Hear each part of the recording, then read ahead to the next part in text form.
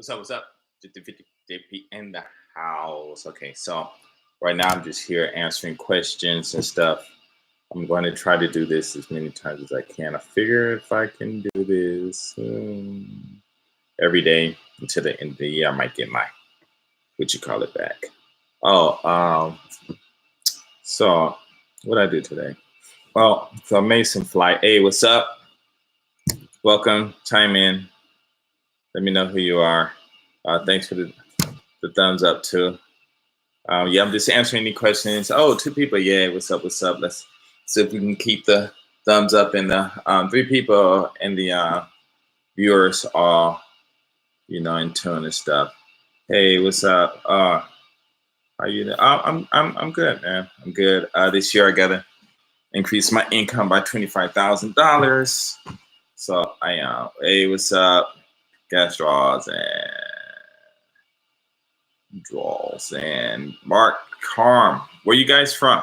If you don't mind me asking and stuff. And let's see if we can keep the thumbs up and the viewers the same.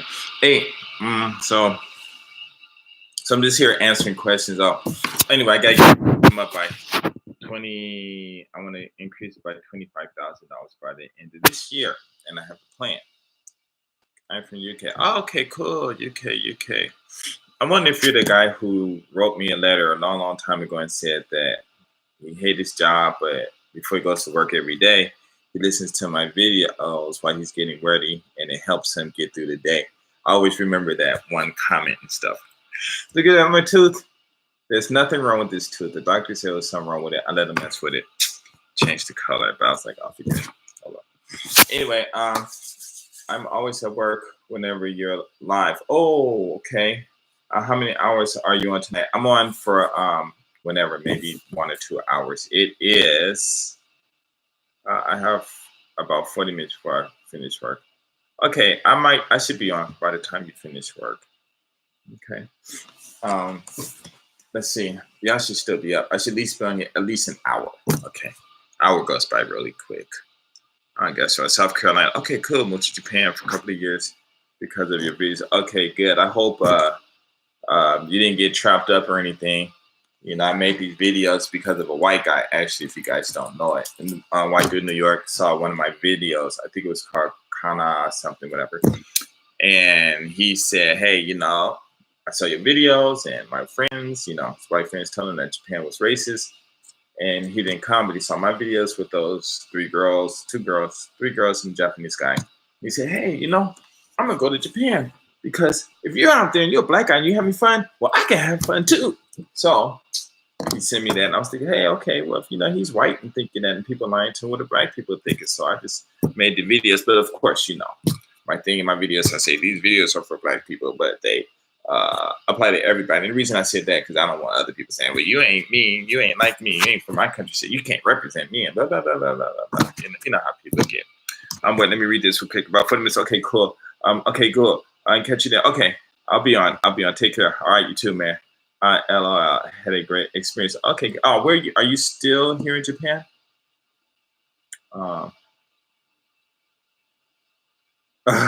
Thanks.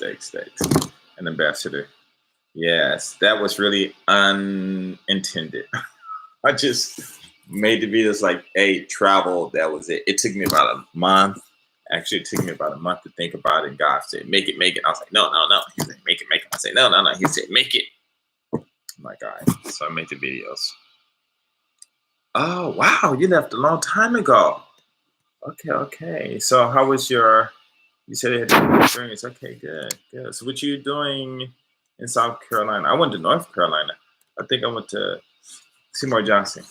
I was in the Air Force. I think in 1986, I was there for a couple of weeks. Hey, 4 people, what's up? Let's see if we can get the thumbs up, matching or greater than the viewers. Okay, so you guys have any questions? No, you left in 2015. Okay, cool. So is there any fun things that you want to share that you did? 2015, that was 4 years ago. 4 years ago. Wow. Okay. Or what part of Japan you were in, actually. So anyway, let's see. What am I supposed to be talking about?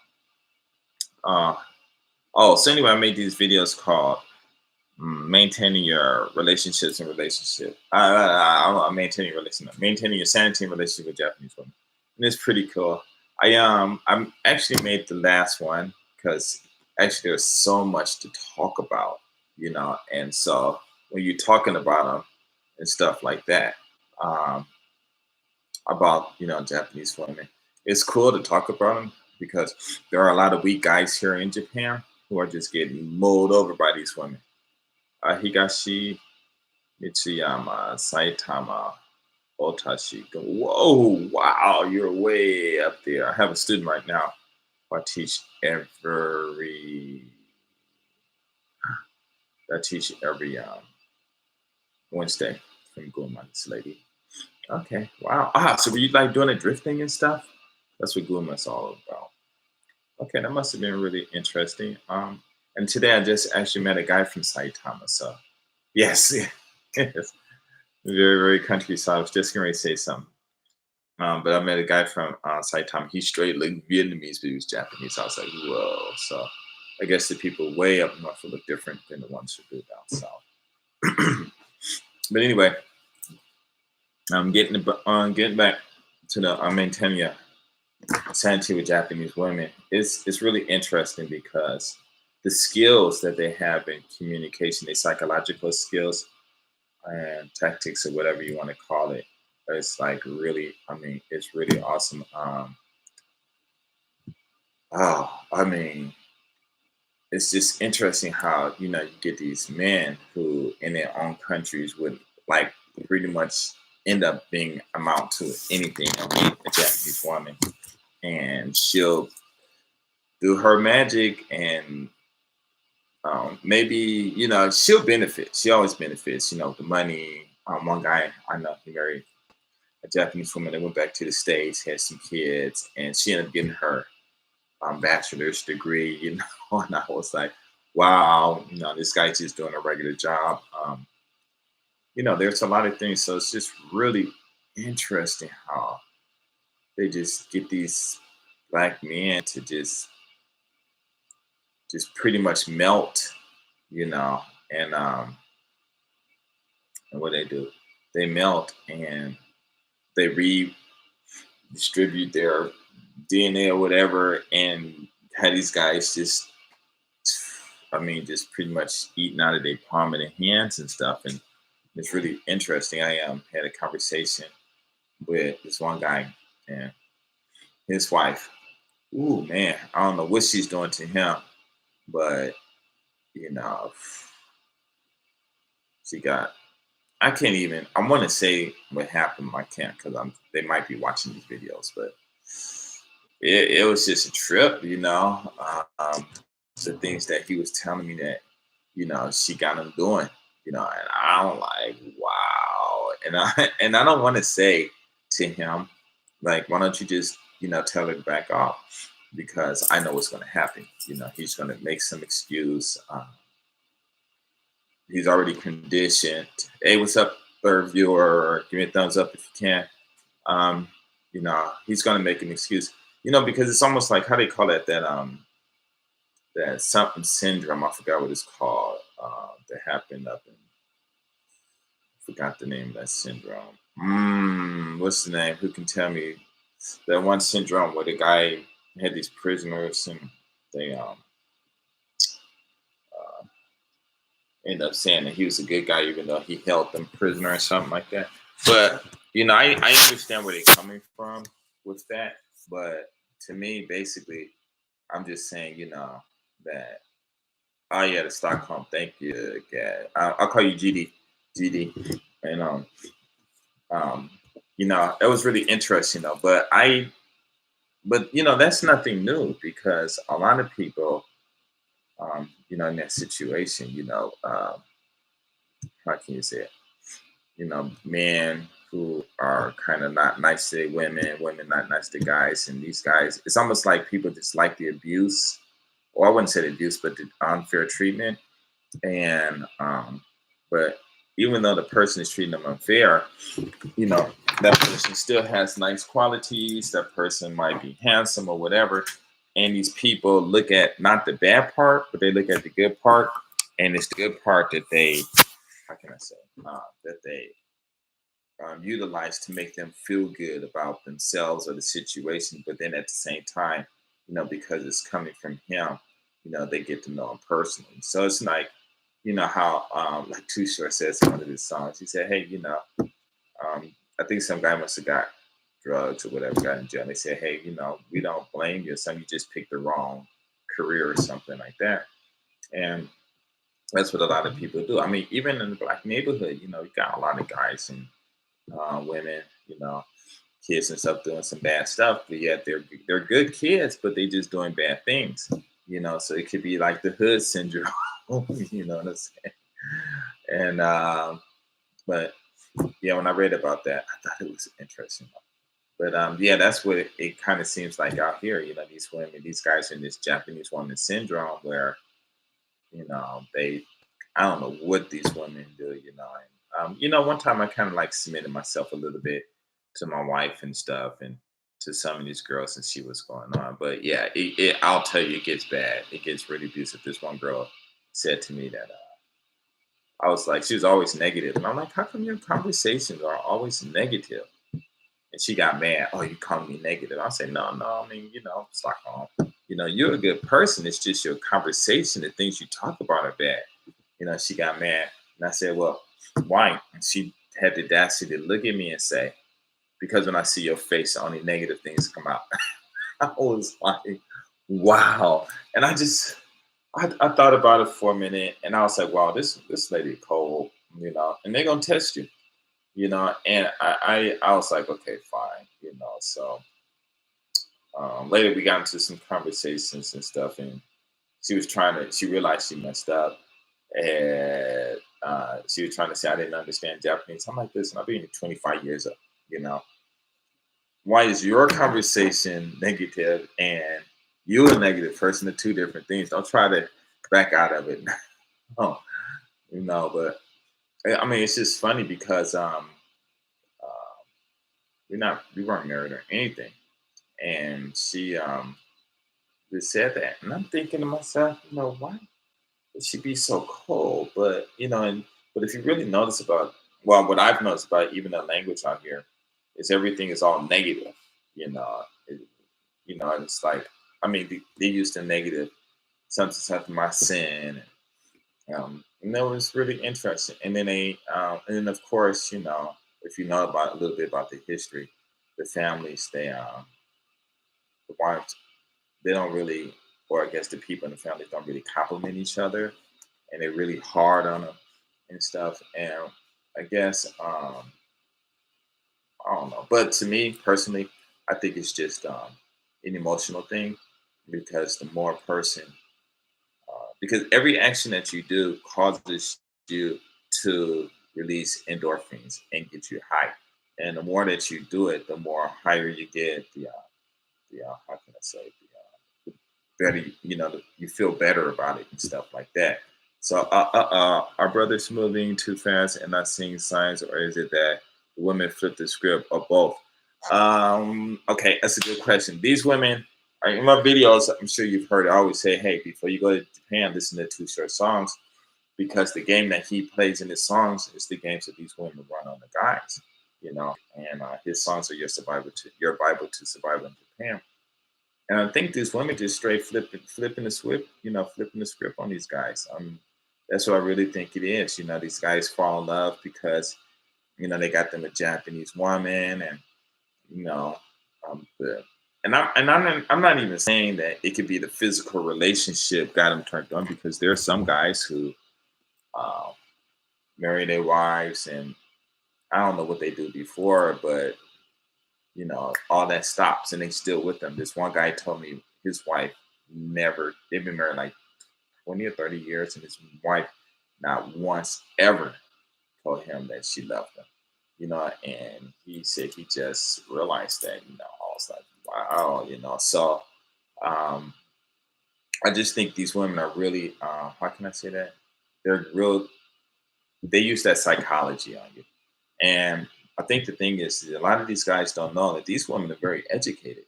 A lot of them are educated. A lot of them go to school. They're always constantly, in books. You don't know what they're reading. And then, like in the past, they start liking our music, blues, jazz, hip hop and stuff. Of course, reggae was also here, and all kinds of music and stuff. And because they don't understand the English or what's going on, somebody actually gets down, dissect it, and tell them what it really means. And then a lot of these women, I'm thinking they just use a lot of this game that they learn from the States from the guys here. But that's not 100% true, because even before, I guess in the past, whatever, the women always ran. It would appear that the women, always controlled the men. And when you look at the Japanese marriages, of course, there's no hip hop or blues or whatever. And I wouldn't say blues or jazz, because a lot of people do listen to it back in what, the '60s or whatever, something like that. But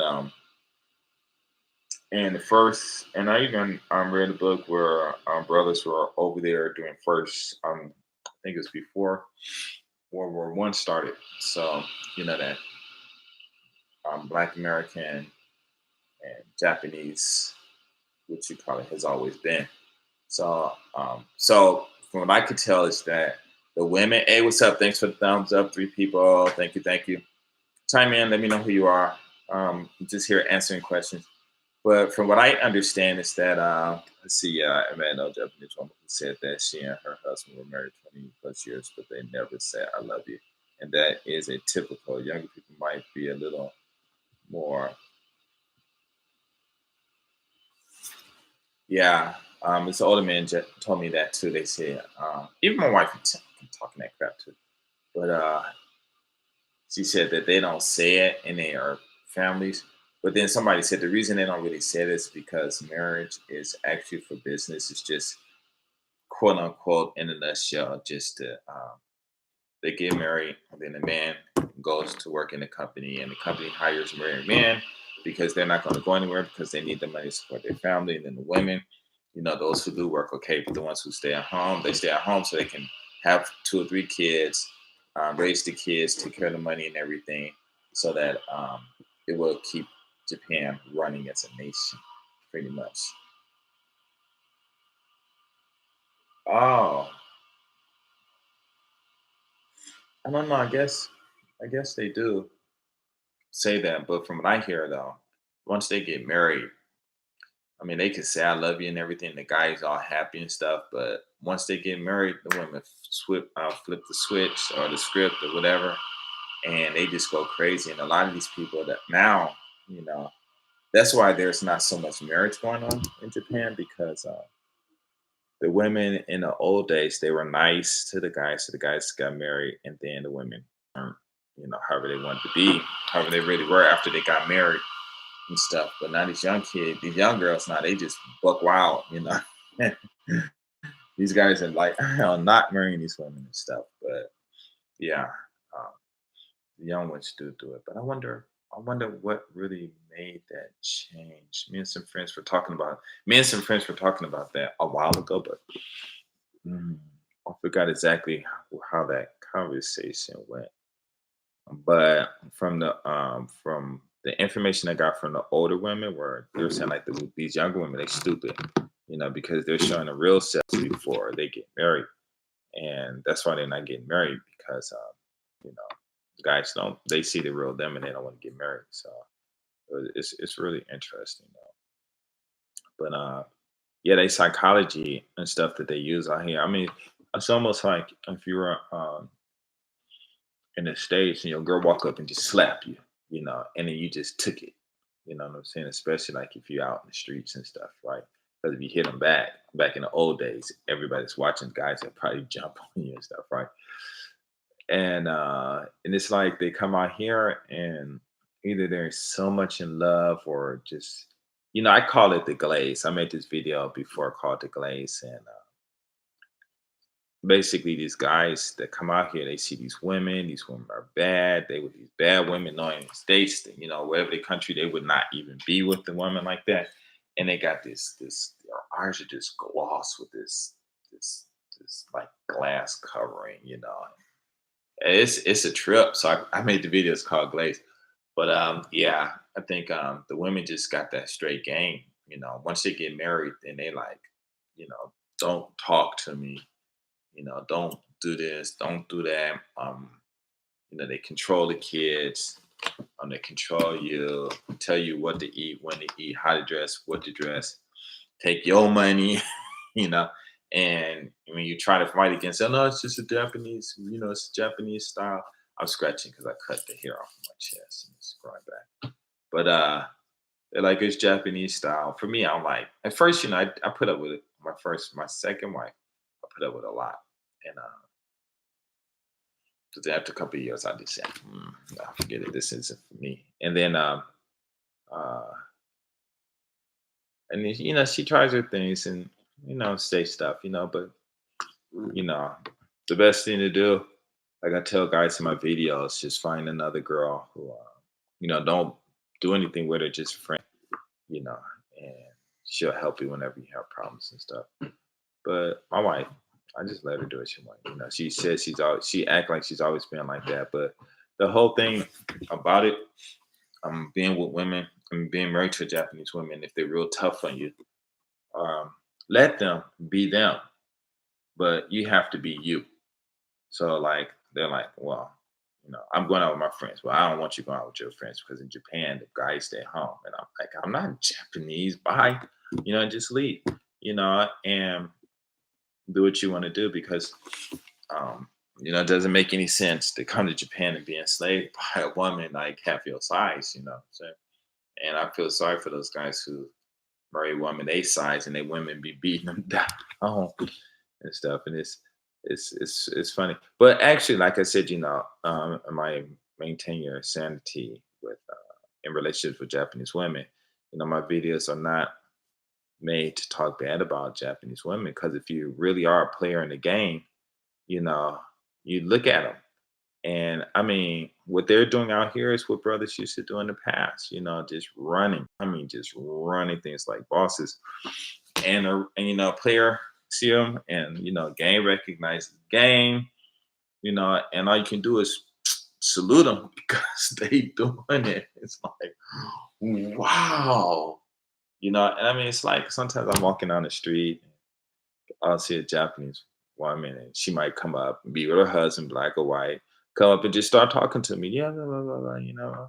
And I'm thinking to myself, man, bro, why don't you check your woman? Because I'm not going to check her for you, because she might try to sick him on me. Not that I'm worried about it, but, I don't want to beat up a brother in front of this woman. You know what I'm saying? Hey, third person, what's up? What's up? Thank you, thank you, thank you. Thumbs up if you can. I'm just here answering questions and talking and stuff. So it's it's just interesting, these I think it's these guys just fall in love with these women and they just in this days that hey, I got me a Japanese woman. And I ain't gonna lie, man. I mean, it really is a different experience being with them than being with the other women. Thanks for the thumbs up because uh, a lot of things that they do is it has a lot of style in it. Thanks for fourth person. Thank you. Thumbs up if you can. Um, they have a lot of style, the way they dress, the way they talk. The ones that keep the houses clean, the physical interactions you have with them when they go out to eat. They take you to these cafes where you eat cake and tea, and you walk in, and you might be the only guy with 50 other women, and they all staring at you and stuff. The way she dress, the way she smell, their underwear sets like three, four, $500, and they dress nice, and especially if you get your rich one, you know, um, they end up taking you to these I mean not far, but these 5-star hotels, maybe a suite. Y'all just in there just kicking it, and drinking champagne, whatever, and she massaging you, and what you want to do. I mean, she's yours, you know what I'm saying? And she'll teach you some stuff, you know what I'm saying? And let's see. Yo, what's up? What's up, man? Yeah, I see you joined on almost all of my Facebook pages. Oh my- I'm laughing, but what's up, man? What's up? Hey, but yeah, so I'm just talking and stuff. Um, uh, let's see. Um, yeah, so I mean, it's like that. So when you, so a lot of guys don't get the treatment that these women give to that they don't the treatment that the Japanese women give to the guys out here, they don't get that from the same women, and I mean, for guys who live from it's just like when you go downtown and you see Western women and they wearing a jogging pants and beat up shoes, just some jeans, and just ghetto. I wouldn't say ghetto, normal neighborhood dress, But then you'll see some of them, and especially it's funny because some of the other Asian women, white women, sisters, they'll dress up, and they try to fit the style of try to be like Japanese women. And you look at them, you're like, woman, you look terrible. You look more like a dime if you just go back, take those clothes off, take them high heels off, put your flip flops back on, your shoes back on, your jeans back on, and t-shirt. You know, you look better that way. And it's obvious when we go to Nagoya. Me and some friends went up there and we seen Japanese women dressing. I mean, but the whole thing is the women out here, their clothes are made to fit them. You know, in America, our clothes aren't made to fit us. Their clothes are made to be, I can say, accentuate or accent or something. I forget the word, but their clothes are made to fit them. And out here, our clothes aren't made to fit us. Even the Japanese men made to fit them. So it really is a difference. So I don't know, man. It's just the whole experience, just being with them, the smiling, the giggling. You can make a joke that, you be at home, make a joke, motherfucker slap you, the joke is so whack, and you'll say a joke to them. They, and all this stuff. you know. I mean, it's a trip. And to me, it's just a psychological thing. Oh, somebody's laughing at my joke. My girl dressed nice for me, and blah blah blah. And at that time, it really is a good thing. Of course, she got her plans. Maybe he even have his plans. They both just be jerking each other, pulling each other's heads or whatever. Because it could just be a weekend thing. You know, but at that time, it's like a bomb. You know what I'm saying? It's like being at this party. And instead of looking at the dime, you got that dime right there, even though you might look like a one or a two or a three or whatever. You know what I'm saying? So it's really, I don't know, it's a trip. Like, I mean, I've been with some, all different kinds, because actually, all the women that I've been with, they came to me, so I don't turn them down, but they all came to me. But I had a couple that were like really fine, and yeah, I had some fine ones, but oh boy, I don't know, man. It's a trip. Anybody have any more questions? So I'm gonna just keep on talking about some other stuff. Uh, let's see. Oh, I think I mentioned this before, but I went to a club I think last year or something. I saw this one Japanese girl when I was dancing by myself, and she had this dress on, and it was like this all the way down to like near her neighbor, and she had these shirts and she had these mammary glands that were like crazy huge, and she just looking at me and looking at me and looking at me and stuff, and she probably about 24, 25. She was fine, but I didn't talk to her. I don't regret it because I don't go to clubs trying to pick up the women. Pick up the women. I don't go to clubs trying to hey, what's up, fourth person? What's up? What's up? Give us a thumbs up if you can. Oh, somebody left. So if you have any questions, please ask. So it was really cool though seeing her. She was beautiful. I couldn't believe I was like, wow, why aren't these other, because I'm old, man, I see all these young guys in there and I know they saw her staring at me. I'm like, why don't these young guys go over there and talk to her? But I can understand, because a lot of them are shy and stuff. So really can't do anything about that. But that was really cool. But yeah, man, I don't know, man. I mean, like when I was up in Nagoya, I think those were the best times of my Japanese life. I mean, other than my kids, of course, but once they get a certain age, it's like they mama kids and stuff. But yeah, I had some man, it's a really good experience. But this one girl I dated down here, she was real fine. She was real cute, good English and everything. What's up? What's up, fourth person? Chime in if you have any questions. Let me know. I can answer them. But yeah, she was real fine, and we used to have our little things and stuff. And I don't know what was on my mind, man, but um, yeah, man, I did it. Like every time we did it, I did it. And she told her friends, and their friends were like, "You better stop him from doing that." It was funny though. But I don't know, man.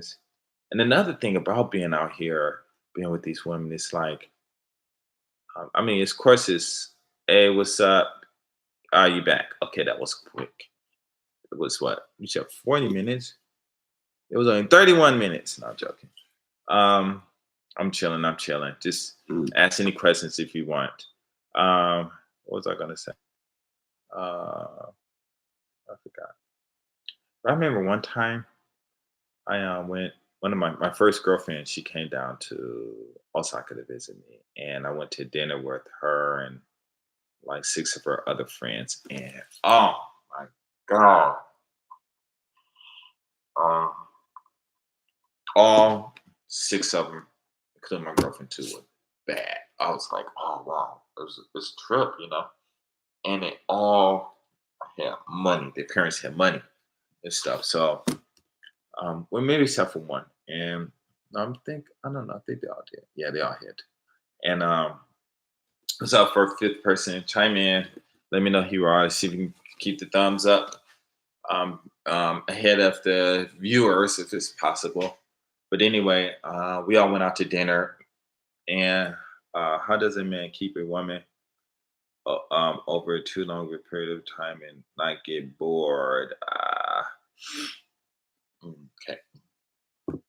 Um, well, if you're not really the type of guy that falls, hey, six person, what's up? Let's keep the thumbs up. If you can, please. I'm just answering questions, talking about things. Um, I don't know. Out here, it's really that you don't actually uh, keep a woman. It's. I mean, you can have a girlfriend and everything, but if you have one girl, you're gonna always have other Japanese. Hey, six person, what's up? What's up? Give me thumbs up if you can. Welcome, welcome. Chime in, ask questions. I'm answering questions. It's like you have a girlfriend, but having a girlfriend in Japan is not like having it in the States. Because you can have a girlfriend and she'll probably only see you like four times a month, and like in the States, you see your girl every day, just about. And um and you don't get, I mean, you can get bored of your girl, but a lot of guys have more than one girlfriend, and that's because a lot of women come up and talk to you. It's easy out here to get a girlfriend. How long you keep them is a different story, but it's easy. I met this one white guy. He was because it was like I said in my videos, it was the white guys that hit me to the game in Japan, and hit me to the game in Japan. And he said he just totally stopped getting a girlfriend, and he would just go to the bars, the pubs, and stuff like that. And he said, "What? Oh, my eyes are blinking, blinking, blinking, because my body is dry." 2 liters. Okay. And so he said what he did was he just said he just stopped dating. It was not because it was boring, but sometimes it get really intense, especially when the girls start yelling and stuff like that. He said he go to the bar every day and pick up a different woman every day. Wow. So um, you don't necessarily get bored of the girl. I think it's more or less getting bored because there's not really too many activities that you can do with her. So it's like you finish work, if you guys living together, you just go home and watch TV. It's not like in the States you can just get up, walk down to Venice Beach, cruise over to Bel Air, cruise to Beverly Hills, take PCH one, get on the 405 rate 10 freeway, or go wherever you want to go. Play basketball and stuff like that. It's not like that. Out here, I mean, you really have to find things to do. And um, most guys that I might know, or I would think they would be spending a lot of time messing around with the women all day. That's because a lot of women I used to hang out with, they just was like, they just wanted it. You know what I'm saying?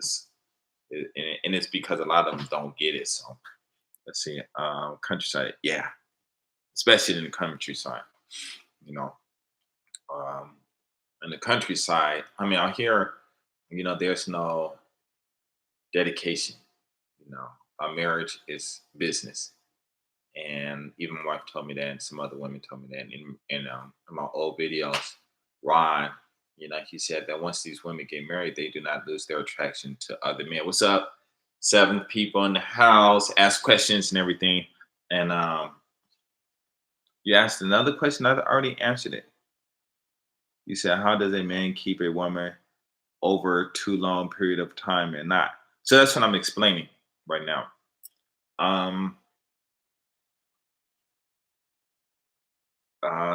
If you get, it just depends on what kind of man. So if you get married and the relationship gets bored, most guys end up messing around with on their wives anyway, and a lot of wives mess around on their husbands anyway.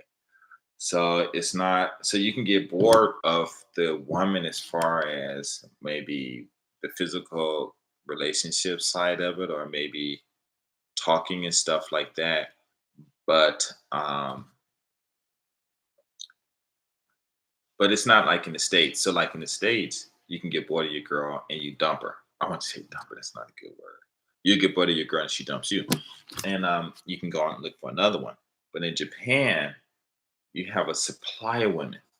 I wouldn't say a supply of women. You have a whole bunch of women out there who they want you to supply them. Or they supply you, you supply them. Yeah. So they come to you. So you walking down the street and a woman walk over and she smiles at you, and this is obvious. Then go over there and she'll swoop you up, take you, do whatever you want, change numbers, and when she's ready, she'll call you. And you know how you had a, how that song, that 2 o'clock booty call and stuff. It's almost like Japan. You know what I'm saying? Except for, yeah, they calling you. And sometimes you can call them, but a lot of times they call you because you call them if they're not in the mood or they're not doing something, then they won't come out. But you don't have to worry because there are a whole bunch of them that'll come out. I mean, they'll call you. So you'll never really you'll get bored because it's not America. They're not like the sisters.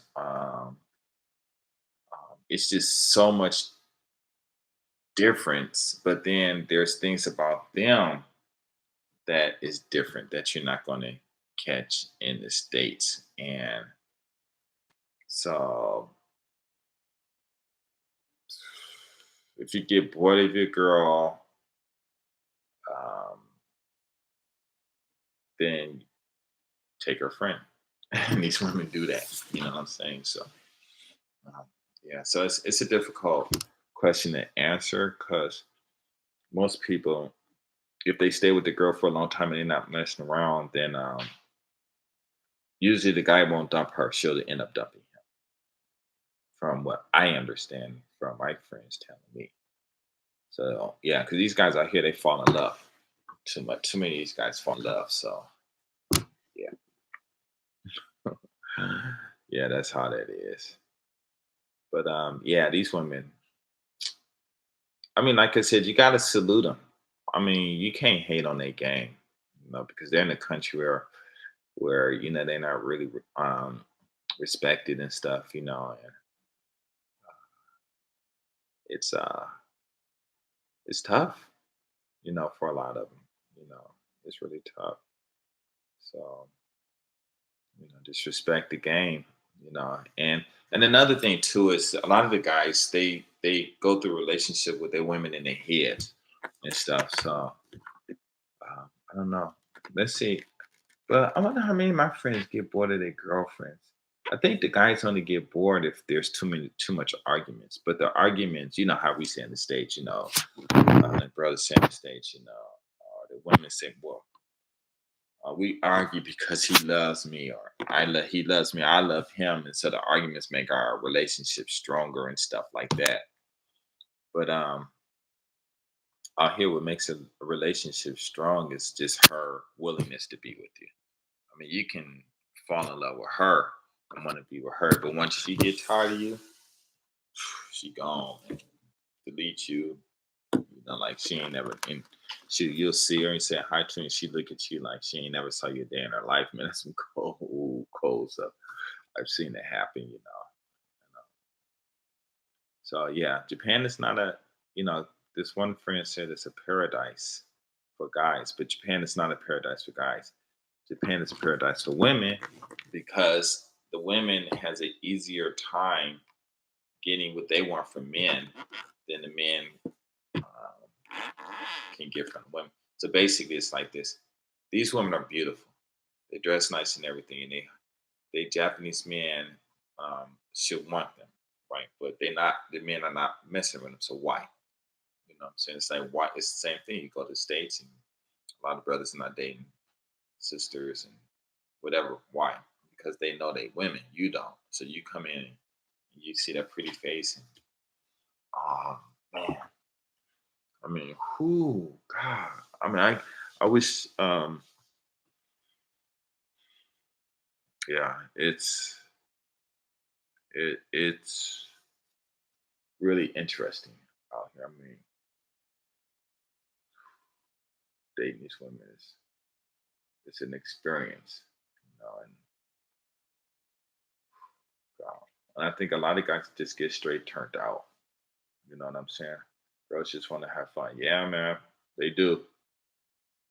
I remember uh, my wife. I was upstairs in the bed. I just went up there and sat down. Wife came up. Her sister came up. And she jumped in the bed. We all had the clothes on. And then her sister just turned around with her back towards me and said, he massaged my butt. I'm like, oh. You know, my wife said, like, I know she heard it, but, she was like kind of shocked. And I was like, huh? I'm touching you. But that's just how it is. I mean, sex out here, it's not like it is in the States. It's like it's a natural thing to do. It's you're supposed to do it. It's like mandatory out here. And a lot of guys they're not used to it. A woman walk up to them and say, "Hey, I want you. Let's go." You know. I don't know. It's a trip. I don't want to always talk about sex though, but even just, I mean, it just depends because Japanese women, Japanese people do not all look like. You got some that got some thin lips, thick like nose like mine, or whatever. You got some. My nose is kind of wide. I never noticed that. But you have some women out here got some big thick lips, bodies, just nice. That it's I ain't gonna lie, it's just incredible. But I don't get overwhelmed in it because I learned earlier that I look at women as artwork, So it's interesting. Let's see what else. Anybody else want to have any other questions? Oh, so I want to talk about my English thing, right? So these two girls came to class and they joined maybe 3 or 4 months ago. No, it wasn't even that. Maybe 3 months. And um, I got this really cool phonics program, right? It's so good. I mean, it's so good that kids, black kids, well, I mean, it doesn't matter. Any kids in the neighborhood, whatever, if they're 3 years old and up, 3-year-old kids probably start reading in 4 months. That's just how good it is. 4-year-old kids, they usually start in 4 months too. The older they are, the faster it is and stuff. So these girls came in playing card games. They memorized the phonics real quick. We went through 4 reading assignments where we read. First, I just give them the paper time to read. They do the best they can. Then we go over it, go over the vocabulary. read again, and then translate the English to Japanese just for their comprehension purposes only. So we went through four of those real quick. And so I'm giving these grammar tests, right? And they're not 4 years old. I'm talking about they're in the first grade.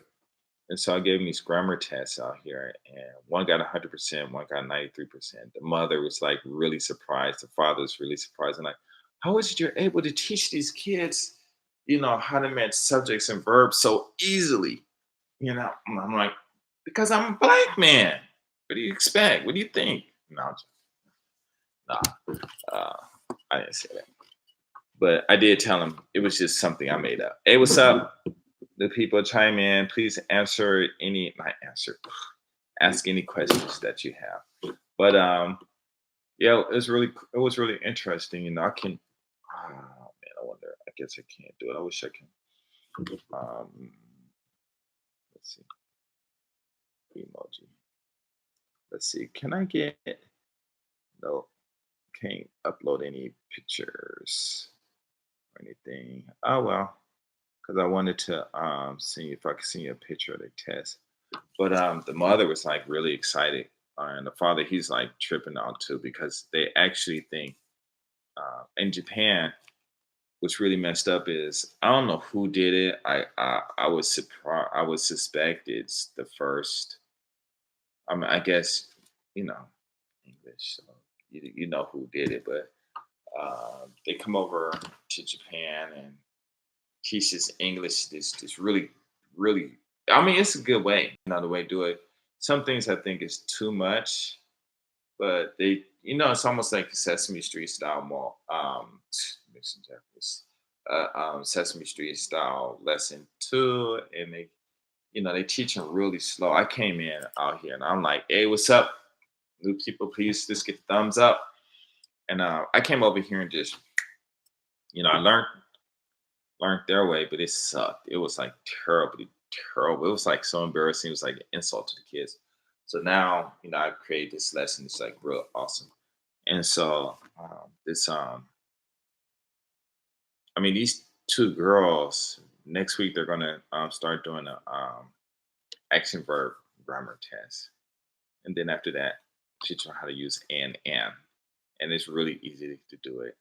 And I'm just like so excited because definitely within a year, they're going to be able to take one word like climbing and look it up in the dictionary. See, it says nobodo, watashi wa yama wo yama ni or something like that, nobody masu. And then they'll say it in English, I climb a mountain. And it's just really cool the way, um, I teach this and stuff. So it's really interesting. This 4-year-old boy came in the other day. Hey, what's up? Oh, Fro in the house. LA, what's up, man? How you been? How have you been? I was gonna call you the other day, but every time I call people, they're always busy, so that's why I stopped calling people. But this little kid came in, he was 4 years old, came in for a trial lesson. His mother said she just have him watch ABC stuff on YouTube. Dude rock my trial lesson test I give and stuff. So if he joins, I can immediately start him with the reading or the grammar test. And he's only 4 years old. Pretty good. Just stop by. Okay, good. How was your life and everything? Last conversation we had was kind of kind of cool and stuff. Let's see. I was gonna say you should if you I think you said you're doing um, and it's a good idea for everybody to web pages stuff, but you should go to these mom and pop stores and hook them up, you know, and get them online because it's especially if you can code to and make apps and stuff because that's what I would like to do because it's a lot of money that you can make out there because a lot of these stores they're not doing it. You go in and say, hey, give me $500 and I'll hook you up and make an app so people can just order stuff, see things and stuff, and create some jobs and stuff because the technology didn't ruin jobs. I know it ruined the jobs, but yeah, you should try that though if you can. Yeah, so it's really interesting. Uh, I love teaching English. It's just so. I mean, because my lesson compared to other people's lessons and stuff is really different. Because I getting to. I mean, this one lady, she straight up got mad because of what I said I teach, and wrote put some racist gift up. And boy, I was like, I just totally ignored her. But this one bro on there, you guys know he's famous. I can't say who he is though. And he just, hey, what's up? What's up? No, no, no. I'm here for a while, man. Conditioning. Conditions you take it aside. But yeah, he went off on her and stuff, and it got so bad that the moderator had to come in and delete my post. And it was just a simple question. They need, they because they teach the orthodox way. I teach a whole different way, which just blows their whole thing out of the system. And not bragging or anything, because I thought everybody taught the way I thought. I got a rude awakening that they don't. And she was just, I was like, wow. Ha, ha, ha, ha. You need to go on YouTube, stop being lazy, go on YouTube, um, learn to make a store, and register that name. Blah blah blah universities, blah blah blah school of hard knocks, blah blah blah blah. Stay could aside, man. You probably make some money. But yeah, I love teaching. It's just so cool. But the money is good. I mean, I always talk about this, but yeah, if you do right, you can. And it's, hey, what's up, new person? Please chime in. Let me know who you are. You can make a lot of money, you know. But you have to do your own thing. If you work for another person, you're not going to be able to make as much money. Let's see what else I want to talk about. So much to talk about. Man, and these women out here are so stylish. I mean, it's just really. I mean, I'm just talking about these women, and it's okay because I used to always talk about women. Still talk about women, but it's just something different about them. I mean, it's like, it's just really different because you're walking down the street and you see them, and of course you see a sister, and she might look better than them. Um, because a lot of the Japanese women they look like sisters too, but of course, they ain't got the body, and that pow, that 300, that 180-degree, they ain't got that. But I mean, it's just something. I mean, because you get some of these girls, they just thin. What is what is it about her that make her sexy? You know what I'm saying? Or this or that, or why would I want to date her? Or why am I dating this woman and stuff? And it's crazy. I don't know what it is. I used to know. I think it's the vibes. How they can just turn on and turn off, at the like this. But nah, that ain't what it is. I know what it is. These women, I ain't gonna lie, these women just got it going on, man. And I mean, they got it going on. And yeah, they got it going on. It's funny, when they're together. I don't know, when they with the guy, it might be a different story. But when they're funny, you just see how they interact. It's just so funny. And I mean, once you hang out with them and you date them and stuff, and if you really get to see the essence of it, it's like, wow, it's really different. And I always, I don't know, man. It's like I always try to pinpoint what it is, and it's not. Yeah, it's one thing. I know exactly what it is. I can't say it, but it's one thing. And but yeah, it's one thing about them that's just really awesome and so stylish, and then you walking down the street, she dressing nice, talking to you, maybe holding your hand, whatever. Um, Go out and eat. I like the ones who just, you know, I don't know. I mean, I had a good time. I know a lot of brothers said, but there's guys out here that did way better. But let me change the subject. Uh so a lot of people ask me why I stopped making Do You Love Black Men videos. A lot of things happen. I kind of got bored of them and stuff because I really don't know what to say to these women out here. I really don't say much. I really don't, you know, and I really don't. But the ones that I did make, a couple of them I went up to, but most of them videos, the women came to me. And I was just chilling and stuff. They'll come and start talking to me. We start laughing, and then it dawns on me to do the deal black man videos. No, but I haven't really been out. No questions, nothing. Come on, you guys, give me something to talk about. Shut up. My wife bought 3 dogs. I'm like, don't buy them dogs because when I come home, I'm the first one to come home sometimes. Well, not all the time, but my kids come home sometimes. Tidy up the house. I have to do it. I'm like, if I have to tidy up the house, then you guys get rid of these dogs. Let's see what else. What's going on in Japan? Uh, so I was passing out some flyers today, right? And I'll hear. It's funny, It's like you drive on a big road, and all of a sudden it gets this thin, and then it goes like that.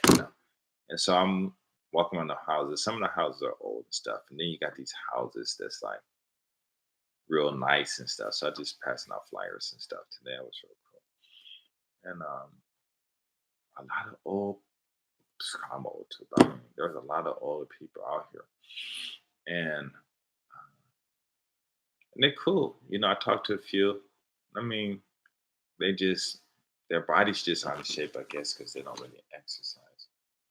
But I mean, a lot of them cool. The mind's still in good shape, riding bikes and everything. Uh, this is cool. So you guys gotta ask me some questions because it is 1:30. I got it. Oh no, I don't have anything to do tomorrow. I was supposed to work, but tomorrow I'm off. For until night. So I have to do something. You know what I really miss though? Um, just getting on the train. When I used to get on the train to go from Osaka to Nagoya. Hey, what's up, new person? Thumbs up if you can. Ask questions. Ask questions. Anything. You know. But getting on that, what is that thing called? Getting on the Meitetsu line, just driving. I mean, riding, just looking. It's just really interesting because almost all up. How are they taking to Naomi? Ah, yeah, on her Instagram, she got a lot of people. They nice. She don't live out here, so she lives in the States, but yeah, they like her. You know what I'm saying? Because she did well, so they gotta, you know, put her on TV for the publicity, the money, and all of that stuff. But a lot of people, they like her, love her, I guess. So she's pretty cool. She's cool. But yeah, like Haitian Japanese, yeah. So I don't.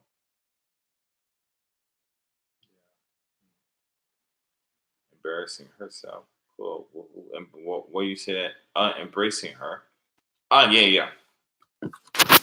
But I mean, whether I'm not sure. I mean, yeah, she got a lot of followers on Instagram, but like I said, on TV, it's just the thing they have to do. For the money and stuff like that. It's business. Yeah, she's pretty cool. But I mean, it doesn't matter. I mean, yeah, she is Japanese, but she is, I guess, raised in the States. So she just doing her. If they embrace her, they do. If they don't, I don't think she too much cares. But she is shy, so she's out there trying to, you know, build up her social skills, I guess, based on what I see on her Instagram and stuff. Trying to dress nice, trying to be sexy and stuff like that. But I personally think she should just chill Just be yourself. Don't worry about wearing too much makeup and all that stuff and trying to be sexy and stuff. Just be yourself. So, yeah, I think she should do that because she's still young, And hey, what's up, this person? While you're still young, it's best to enjoy your life instead of trying to move too fast and stuff. But I'm an old man. No, I'm joking. Okay, so any more questions? Any more? Wow, you guys have nothing for me. No questions. No questions. Okay. So, driving. Hey, what's up, seventh person? How you doing? What's up? What's up? Do you think it is getting easier for mixed kids over there, as and people getting used to it, or do they? Japanese people are mixed. You know, um, it's like Chinese people. You know, um, Filipino people. You know, they all mix. They have. You know, you have thin nose, big lips, big eyes, small eyes, and everything else. Um, Mixed kids, half foods, they call them. We say insult, word supposed to be derogatory, but we say same thing, just means half. We say in the States too. Yeah, my father's, yeah, I'm half. My father's, I'm half black and half white. So I don't know why foreign people come over here and make a big issue out of it because it's something, And then plus, how can I say that? That's what Japanese people say. I can say what I want to say. Um, People make a big issue about um, the abuse, not the abuse, but the insults that black or mixed kids have out here, and it's bad. But I don't think it's nowhere bad as the abuse that the Japanese kids put on other Japanese kids, because of suicide rates and stuff like that. So, but I think the parents, but see, they're kids, so all the kids are going to get it. I got it. When I was in Venice, and I had went over to what's his name, Barry Gordy's house, because me and his son Kennedy, we were like best friends, and this other white dude, I feel us used to kick it a lot. And this was like before. Yeah, I think I was still. No, I think I was. Yeah, I must have been still in Venice. And huh? How was I when I was still? I don't know where I was, but I'm thinking maybe I was still in Venice. But anyway, I went up to the house, and I had missed an agent who was there, and they went to Kenny's house and asked him if he wanted to play in the Roots when it was being made, but he was too light, and I was real dark at that time, and I had went over there and we was chilling and stuff, and I had got there like an hour and a half too late. They said, "Oh, if you would have came, you would have got it." So it was like when Roots came out, I kind of looked like LeVar Burton when I was younger and stuff, and I call hell. Well, that Kunta Kinte. I'm walking down the street, Fifth Avenue. Kunta Kinte, Kunta Kinte. Go to school. Kunta Kinte, Kunta Kinte, Kunta Kinte. I just laughed about it, But we all get insulted, and the parents take it real bad. And my son, he had to go through some stuff, you know, and but I told him some really organic stuff to say. That stuff was so good that it insulted the teacher too. And the teacher got mad. It got to the point where the teacher told the students to stop talking. If you want to hear the story, tell me. But no, you can't get used to being abused. I mean, no, it's not like you get used to it. People will notice, but there's always have been mixed kids in Japan. So I don't know what this new theology or movement is about, these kids that I have getting messed over, because kids are going to be kids.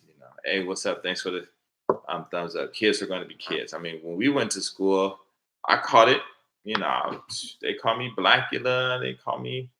They're like, Ralph, you so dark. The darkness got to turn on a light to see you.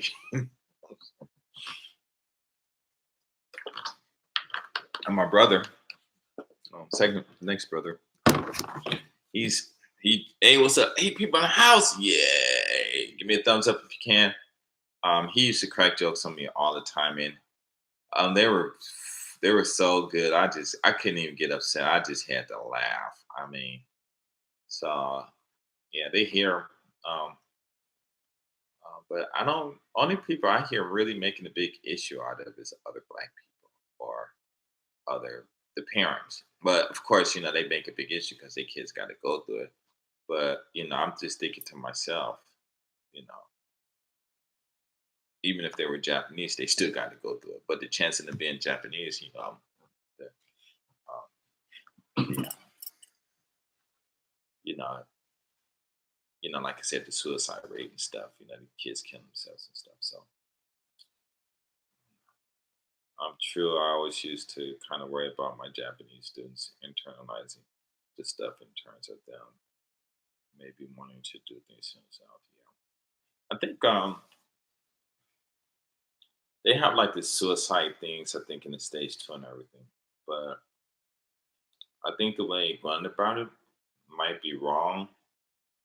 Hey, nine people in the house. What's up? Seeing some thumbs up. So if you can keep the thumbs up and the number of people in the same. Uh, they kids, and they watch the cartoons. A lot of these cartoons are very violent, a lot of blood, a lot of murder and stuff like that. I really don't know what they're saying, 'cause I don't really watch it, but still, so cartoon characters killing each other, but they're not dying, they're not living. I mean, it's not dying. These kids have grew up in this really in the household where the mom's the boss, and up somebody's left. The mom's the boss, and she's just dogging out the husband, and so it's just a lot of stress all the way around. And then they go to schools, and they bored, and they might sleep in class or whatever, So I think, um, and then they got the rules where the culture in itself. And I'm not saying I don't really believe that the Japanese culture is actually what we see is the Japanese culture. I think that's the mom's culture and the grandmom's culture. You know, if you see somebody in there stranger, you don't talk to them, you don't do this, you don't do that, and and I was yelling at home. So these kids are just like trapped, and they feel like the only way out is to hurt themselves or do something crazy because maybe that's what they see on TV. But you guys remember the cartoons aren't made for children, they're made for adults. And these kids see that stuff and they're really influenced. But I think the kids need to be more entertained, and get out and do things. And then when you talk about suicide and stuff like that, you have to ask the kids, why you want to kill yourself? Oh, because of this and that. And so we got to give them something more, something to look forward to. So like me, wait, hold on. I can teach kids. Wait, hold on. I'm like so hungry. There's nothing in this house to eat. Nothing that I want to eat in this house. They all buy stuff in them, and then all the food is gone. And I need something sweet to eat. Oh, that's cold, huh? Leave you guys to wait. Nothing. Oh, wait. Okay. I got something. I forgot. My wife went to her and crazy sister went to Taiwan and bought some of this candy. I don't know what it is, but I'm gonna eat it because I need something sweet. But anyway, these kids need to be taught that their lives are very valuable. But when they're at home, because my wife, she does that too, calling the kids stupid and, aho and stuff like that. And I keep saying, don't be calling them that. I'm like, no, that's abuse. Don't be saying that stuff, And then she'll say it again, and I say that to her, and she don't like it. I said, well, if you don't like it, how you think the kids like it? Don't, you got to talk nice. So the abuse and stuff, that's usually starts at home, especially if you got a woman who's just, or a father or parents, who are just disappointed in life or whatever, and they just yelling at home. They're just constantly yelling, and the poor kids, they just it's like they just there stuck, you know, and there's nothing they can do. So I think they need to be the government needs to um, make make some of these TV shows or whatever to make some really, how we have in the states, um, the Cosby Show, right? So of course, the Cosby Show is like way off, you know, compared to the typical black neighborhoods. It's actually a dream. We more like good times stuff. But it was just something good for us to look at. Like, oh, they got a rich black family and blah blah blah, and they need that out here because I mean, yeah, I've seen some crazy stuff happen out here, and here with these how the parents talk to these kids, and they talk to them like they grown, like they adults. Um, so I don't. I mean, of course, the school is not going to help, but a lot of stuff starts at home, you know, and then the kids that are abusive, they're probably abusive because they parents and they got to get out, and it's like, have you guys watched my video? What is it? Processing, execution, delivery. Wait. Processing, encoding, delivery, execution, and override. Y'all need to watch those videos because it really talks about the mind, But yeah, that stuff starts at home, and the kids come out and lash out. Even my son, he kind of does that to my daughter, and I have to get on him. He bossing her around. So sometimes one day he was in the house telling her to do this and that. And I said, wait, you're not her father. And I told her, you don't have to listen to anything he says, which isn't good, but out here, you don't have to listen to anything, So do the kids not snap giant for a joke on each other, like in the States, how we do this for? Yeah, all jokes out here are, I mean, what's a joke? We do joke. They do that too out here. But, it's fun to say a joke, but it's not fun to be the recipient of a joke. you know? And some of these guys, especially like, I mean, some of these kids, if they're in a single parent home, or they're not as rich as the other kids, or not as smart, or they don't have nice clothes, or they go to school every day with the same clothes on, or the same type of clothes on and stuff, living in the projects and stuff. So there's a lot of other, what's that word? There are other things in play that causes that. So it's not like just the kids being abusive at school. I mean, it's like in the States, you go to school and somebody abusing you and stuff, and you kind of find out it's because they think they dumb. Then you help them, and then they become an A student, then they become a jerk and start messing with you again. I don't know. They're just kids, but it is a situation, that the government and even the states, we need to sit down and tell these kids, hey, math is easy. Like I said 1,000 times, I'm sure. I could teach 3-year-old kids, Japanese kids out here, how to do multiplication and division just like that. Just like that. And they catch on. Well, I'm going to take a bite.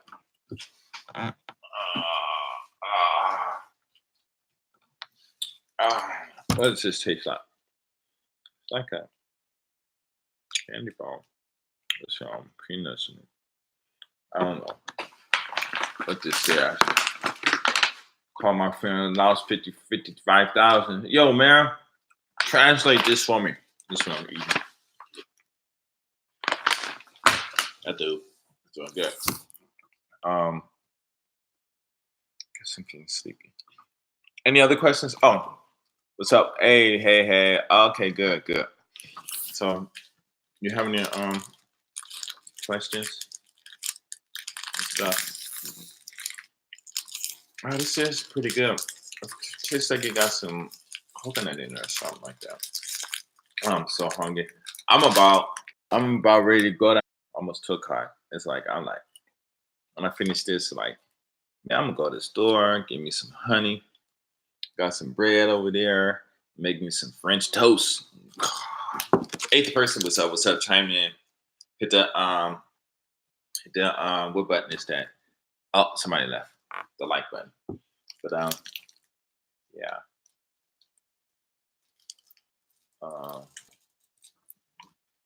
Who? No problem, no problem. I'll still be on probably by the time you make it to your house. But yo, how we gonna clean up the black hood, the neighborhood? You know what? I got this. Eighth person, what's up? Chime in. Give a thumbs up. We're trying to keep the thumbs up higher than our participants and stuff. It's funny too because got these. I got this cool exercise thing. This is so awesome that it's gonna strengthen you real quick and everything. But I don't want to give it away free because once you get into some other people's hands, it's $1 million, if not $1 billion. That was not good. I always tell my son, eat like this, not like that, like a dog. Oh, it's so awesome, and it make workouts so much easier. I tell a few people, but not a lot of people. Okay, so any questions? No questions? None at all? Nothing. Okay. Somebody asked me a question.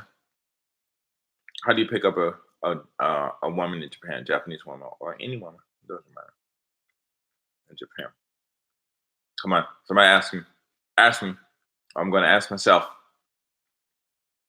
Don't make me ask myself. Come on, you guys. Condition. No, nobody want to ask me that. How do you pick up a girl in Japan? Did you guys see that video of me with the lead singer of Linkin Park? Say say hello, hello. Oh, wow. Okay. Yeah. True. Say hello.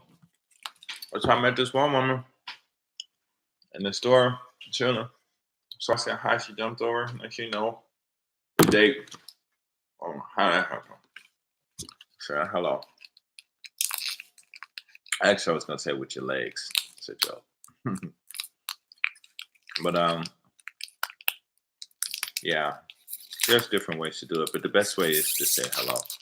Actually, I never went through all the games that guys did because one thing I know is that when women see you, they'll it no matter around the world, you know,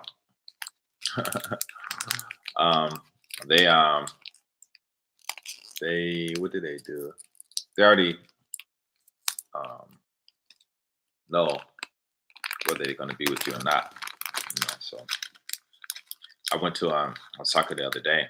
Met these three brothers, me and a friend, and they're a little offish, a little bit military guys. So we talking. I asked them if they saw my video. One of them did. He was surprised. He said, "I'm sorry, I didn't recognize you." I said, "No, it's cool, it's cool." You know, and we talked about picking up girls because they want to go to the club. So guess what I said? I said, like, okay, so you've been on Osaka all day, right? He said, yeah. I said, so how many women did you pass up? They're like, all these women, right? And I was like, how many did you talk to? And they said, none. And I started laughing, like, wait, so you guys pass up 10,000 women at least, and you don't talk to any of them. And then you want to ask me about how a club is when you know, how the club is down the street. They're talking about ghosts. And I'm like, you guys gonna go in there, try to talk to all the women. I mean, you guys go in there, and y'all want to talk to the same woman that 50 other guys want to talk to, but yet you passed up 30. 10,000 on the streets. So then, what happened? Uh,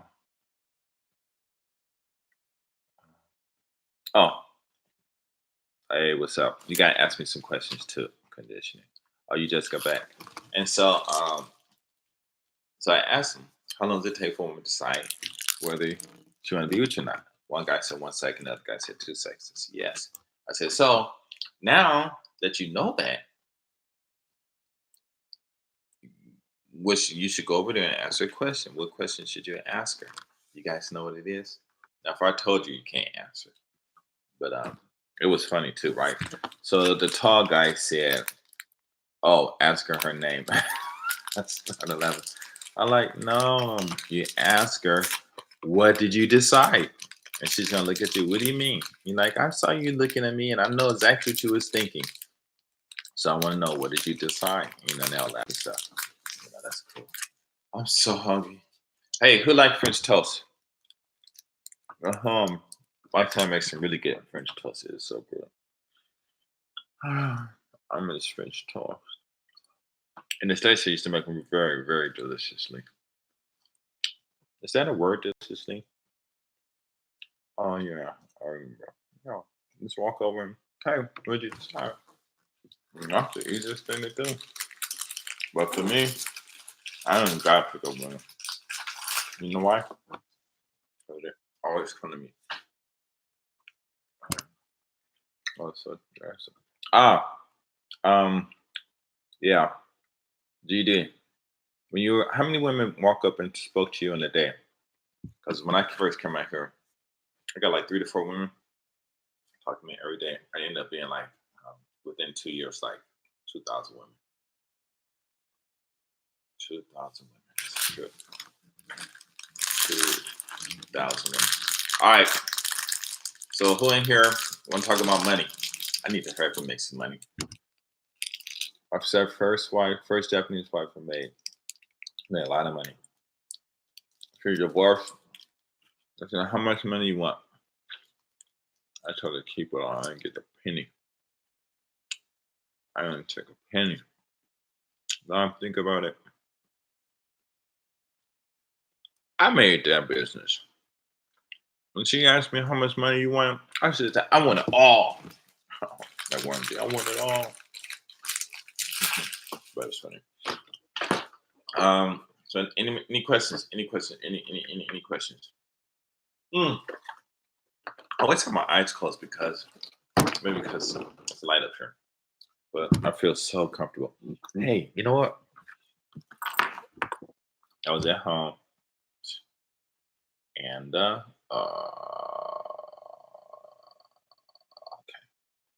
And I had was just tripping, right? I'm always tripping. And I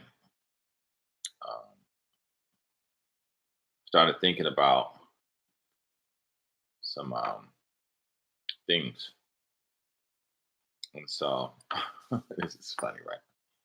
Oh wait, man, I was in a small town. So many experiences was like somebody. Oh, okay. So how many women did you smash? I mean, like in the game of dominoes, you smash, smash. No, I haven't right. I haven't played dominoes in a long time. You know what they need to do? They need to make a domino game where you get to pick your own dominoes instead of the computer picking it for you. That ain't fair.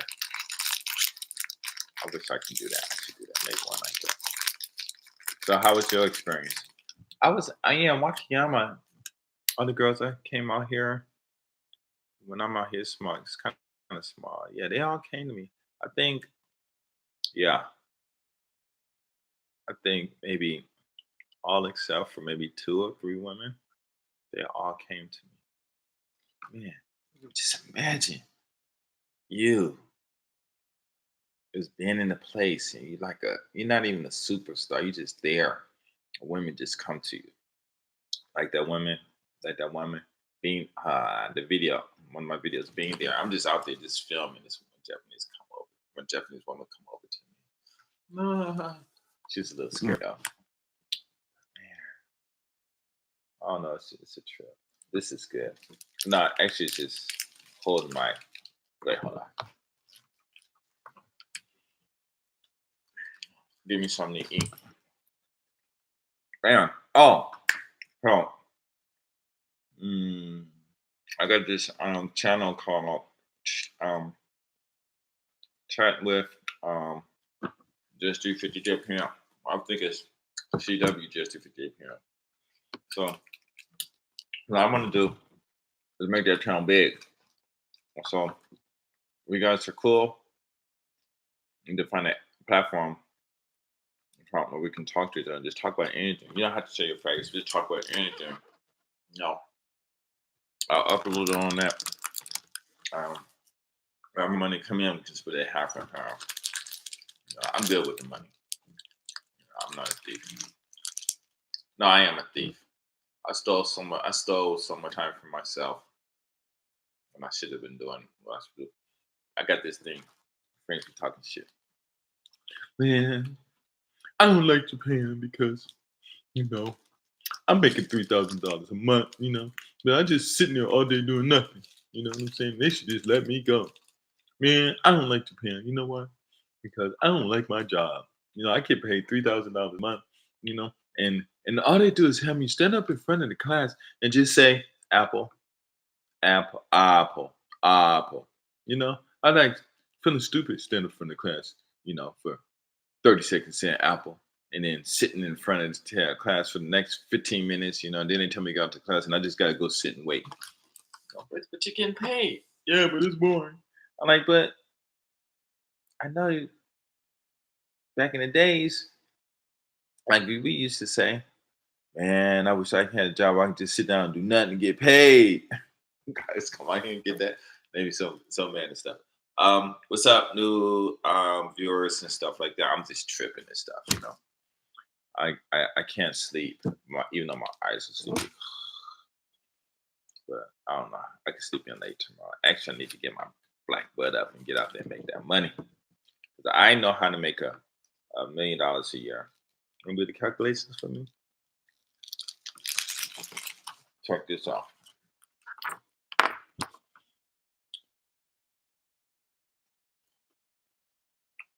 All right. Real quick. This is something easy. We have $20 per kid. I have a class of 6 kids. So at one class of 6 kids is $120. Multiply that by 5 days. On one day, $600.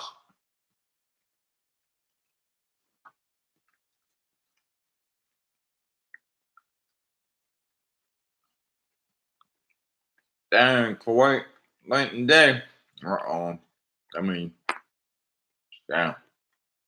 Well, I hope Kuwait was the light and Japan the day and Japan was the night. If it was, you had a good time because it's the other way. Oh boy. That's $600 you can make one day. 20, it's 5 classes, right? You multiply that by, let's see, you hustle. Multiply that by 6 days. That is $3,600 that you'll make in a week. But remember, this is a week. You teach 4 times, so you gotta multiply this by 4. Baby, 14 G's. 14 G's. Who likes 14 G's? I like 14 G's. Kuwait is cool. Job was insane. Okay. We got Hey, we should when you get a chance, that's do you have WhatsApp? Hit me up online, just if it's JPN, download it, or hit me up on Skype. Is somebody DUNCANSJPN, and let's talk about that. We can record it, put up there on my You can even start your YouTube channel, put yours up there. Put up there too. $14,400 that you can make, just $20. But see, you guys, for all you guys out there who said, I don't like math. Well, we just did some math. I wonder how many of you guys are like, whoa, that's a lot of money. I don't know what I could do with $14,000 in a month. I ain't never seen numbers. I ain't never seen a paycheck like that. I get lucky if I get $2,500 in a month. I'm happy. 14,000, man, that's too much money. God's gonna send you to hell. No, I'm joking. God ain't gonna send you nowhere. God's cool. I'm eating too much. I need some French toast. You know what I was thinking about doing? Going in there and make me some cinnamon brown sugar toast with some butter. You guys used to make that when you was young? I used to make that. But I like it when you put it in the oven. You all get out. Oh, so good. Wait, so they said the jar was insane. I wonder how that was. Man, I got this program. So awesome. I think it could be used for any language. Any language. But the teacher have to be able to speak. Whoever teaching it has this. The teacher has to understand a little bit of the language. It is so easy, guys. I want to make $1 billion off of this. Anyway, any more questions? Come on, guys. I'm sitting up here, run off the mouth like a fool, like a bumbling fool, like my how you say that? Like an old fool. You drunk old fool. Like that. That's funny. You drunk old fool. You know what I did? Had some cousins lived out in I think it was off of La Brea and Venice Boulevard over in like Schoolyard Hood and stuff down the street from Rampart Park or something like that. I think so. It was just so I went over there and I really didn't drink or anything. So my cousins, my brother, and they're like, "Oh, you scared to drink?" You know, I'm like, "Nah, I can drink. I just don't want to drink." So you know that game quarters, right? So we gonna play some quarters. I'm like, all right. Man, they use Mickey's, right? It's the first time I ever heard of them. So I went to the store, got like a 24 case of Mickey's. Playing quarters, we went through like 2 cases, maybe 2 cases or a case and a half, almost 2 cases. Guess who won? Yours truly. They were all knocked out. I think my brother was the first to go, then one of my cousins, then me and the other one. We woke up the next morning, dudes were like, "Man, I can't believe you won." I'm like, "I told you I can drink. I just don't want to drink." After that, they never talked about it. And I was in Venice, right? I think it was on Brooks between 5th and 6th. At somebody's house. I don't know who it is. I swear it was at Tone's house, but he said, ain't no way it would have been at his house because his mom would have killed us. But I swear it was at his house. It was at somebody's house because we was on somebody's porch. But anyway, there we were all drinking 40s, E40. Not E40s, Old English. 40 ounces, right? So my brother and then they drinking and stuff. And one guy was like, "Why don't you drink something?" I'm like, "Nah, I don't need to drink." "Man, you scared, man. You can't even hang." And they all laughing and stuff. I said, "Man, I could drink that whole bottle. That ain't gonna faze me." "No, you can't." Now, one drink it up. Gave it to them. They were like, "Oh my God, I can't believe you drank that. We thought you weren't drink." I said, "Listen, I'm in Venice.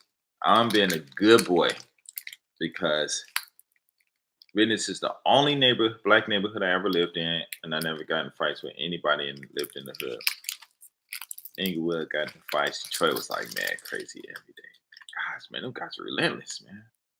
So like, being like, I don't know, it was a trip. No, Detroit is it was beautiful back then. It's a mess now. God dang, boy, it looked like war went through there, man. All vacant houses and stuff. Like, oh man, I saw that. I ain't gonna lie, I was ready to cry. It's funny too because I know a whole bunch of some people I met from out there that probably still out there. When I went to Detroit, I couldn't even think of them. And as soon as I landed back in Detroit, I was like, I should have caught this dude. I should have caught that dude. But yeah, it was crazy sad. Anyway, questions. I have to go shopping. So I got a bike.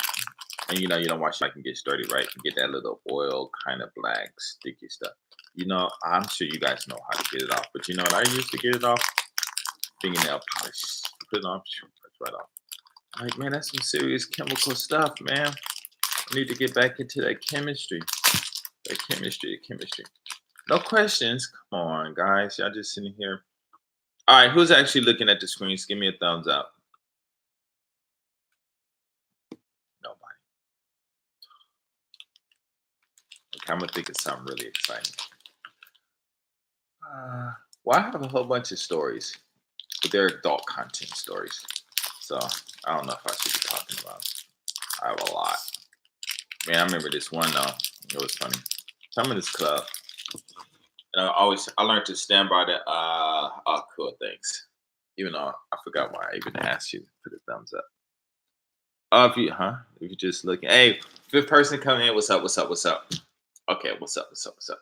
Okay, so it's this club in you made that right? It's called Summer Days. I think it's Summer Days 4. So I walk in and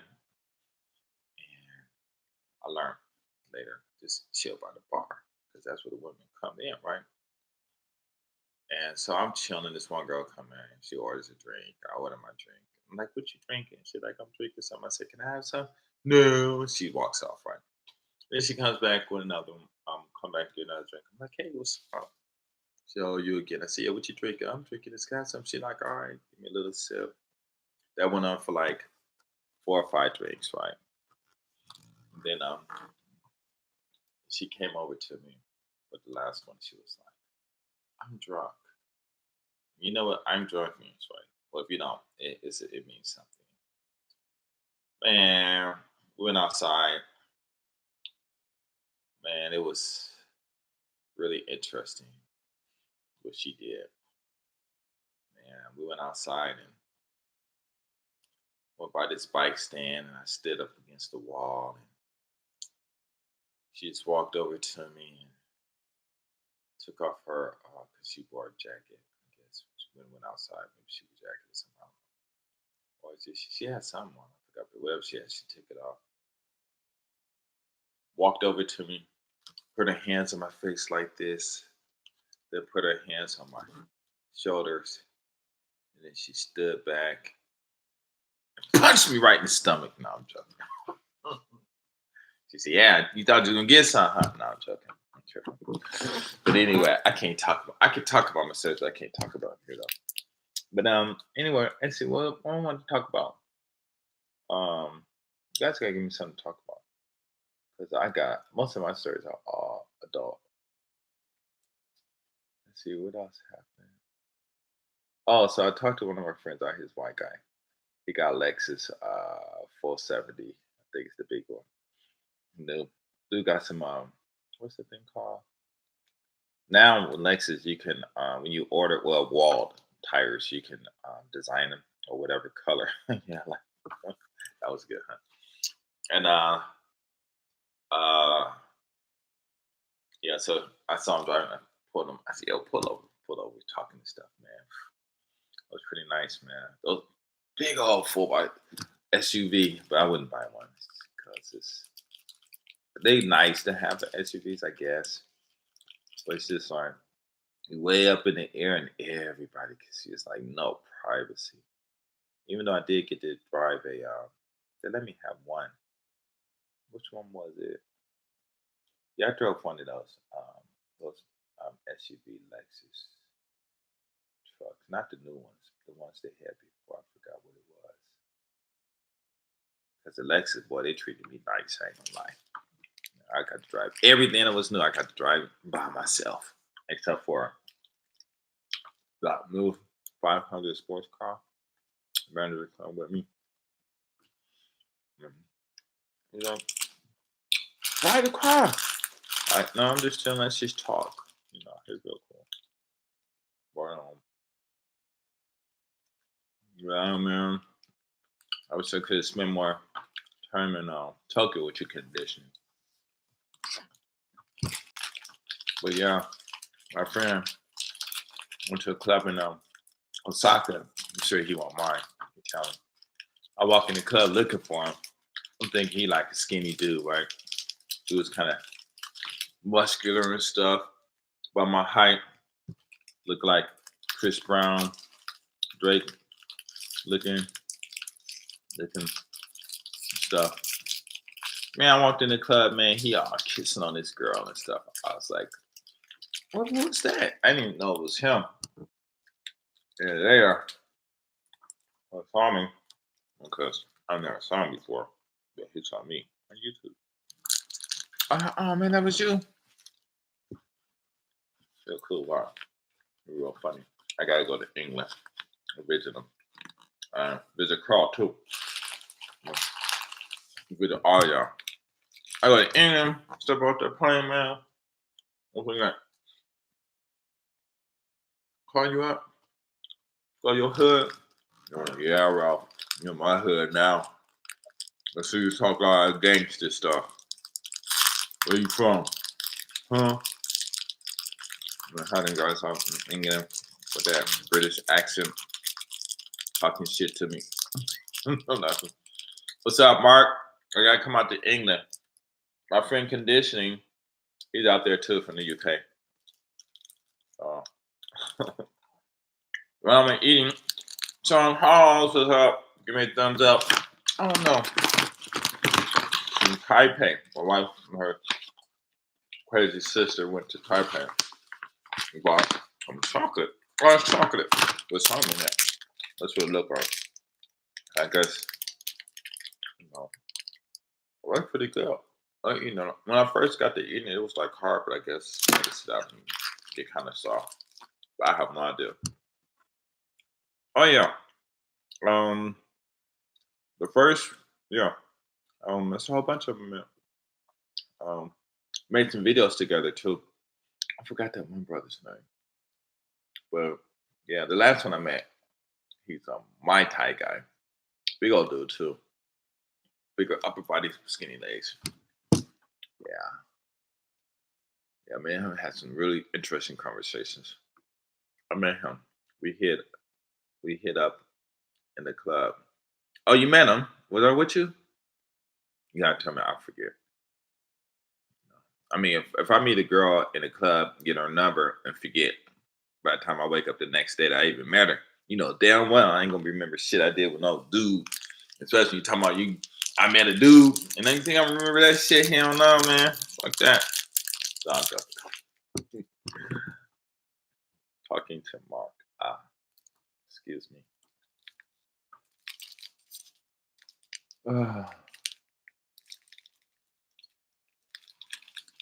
You met who? You meet? I think I'm talking too loud. Why she's gonna be like, you met me. Oh yeah, that's right. Conditioning is from England. Yeah, yeah.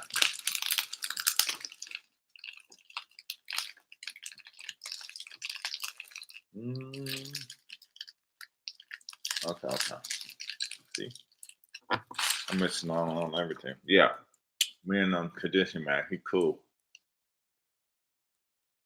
It's late in Japan. I don't know. I don't look at it as being late. I look at it as like, is it dark outside? It's the best time to make love in the park. People walk by and see you doing what you're doing, and nobody don't say anything. That's what I like about Japan. They don't call it cops.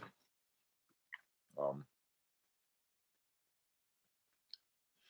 yeah, it's 2:22. But usually I like being out at night. I don't like sitting in the house. It's boring. I see. Hey, that's cool, man. Mark, I am coming over to Tokyo March 24th. Yeah, if you come, let me know. But I'm down near Osaka. Mana okiteru?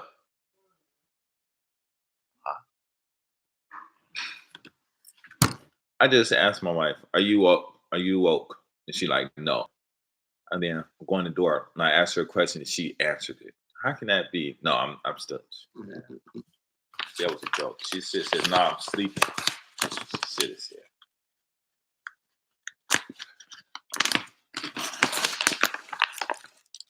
Um, I've never lived in Tokyo.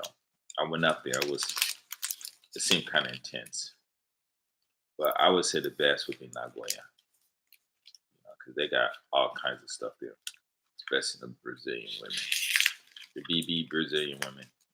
Ooh man, crazy. I met one white girl, Brazilian, built like a sister. I didn't touch her though. But she wanted me.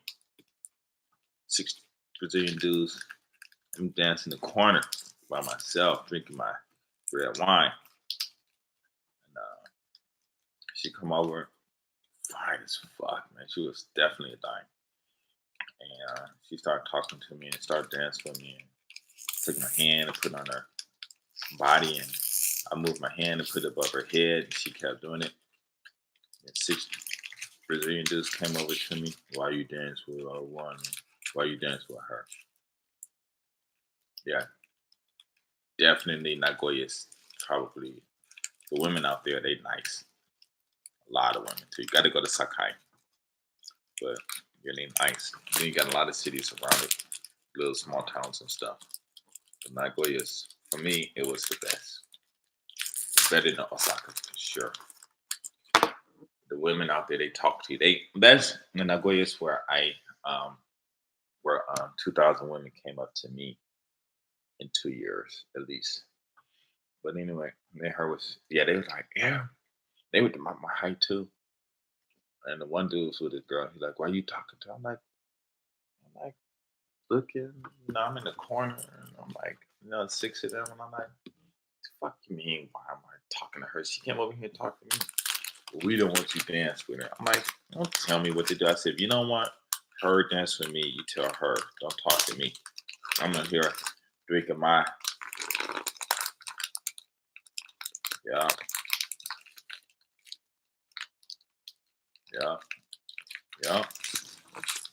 And she came, and I was like, man, you talking to me. Go talk to her. And he said something to her. I guess she must have cussed him out. Because I think he tends to I think they said something. I said, y'all gonna do something, bring it on. I said, I'm not worried about y'all.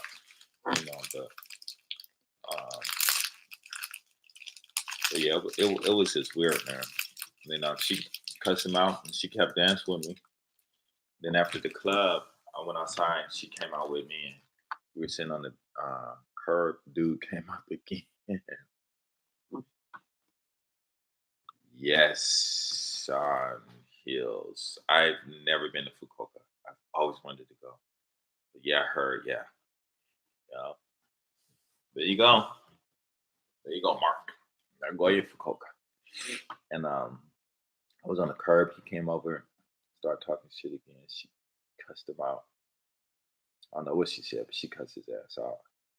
And then she gave me her number. She said, wait for 2 hours. I'm like, I ain't waiting. I got in my Benz and rolled back to Nagoya. I'm in Osaka. As soon as I go to Osaka, for like 2 hours, she called me, where you at? I want to see. I'm like, I'm in Osaka. Why didn't you wait? I want to see you. I can't go in hell. I'm driving all the way back up to Nagoya for 2 hours just for maybe. Ain't no telling what she was. I don't know what she was doing because she said she had to go do something. That was the last time I saw her. She was fine. Well, in Japan, foreign girls are easy to pick up. Nobody's talking. These Japanese got these foreign guys like around their fingers. They got them busy. So foreign women, they like, before you come, get a Jane. There are rail pass. Rail pass. It's cheap. You get all over Japan on the JR for free.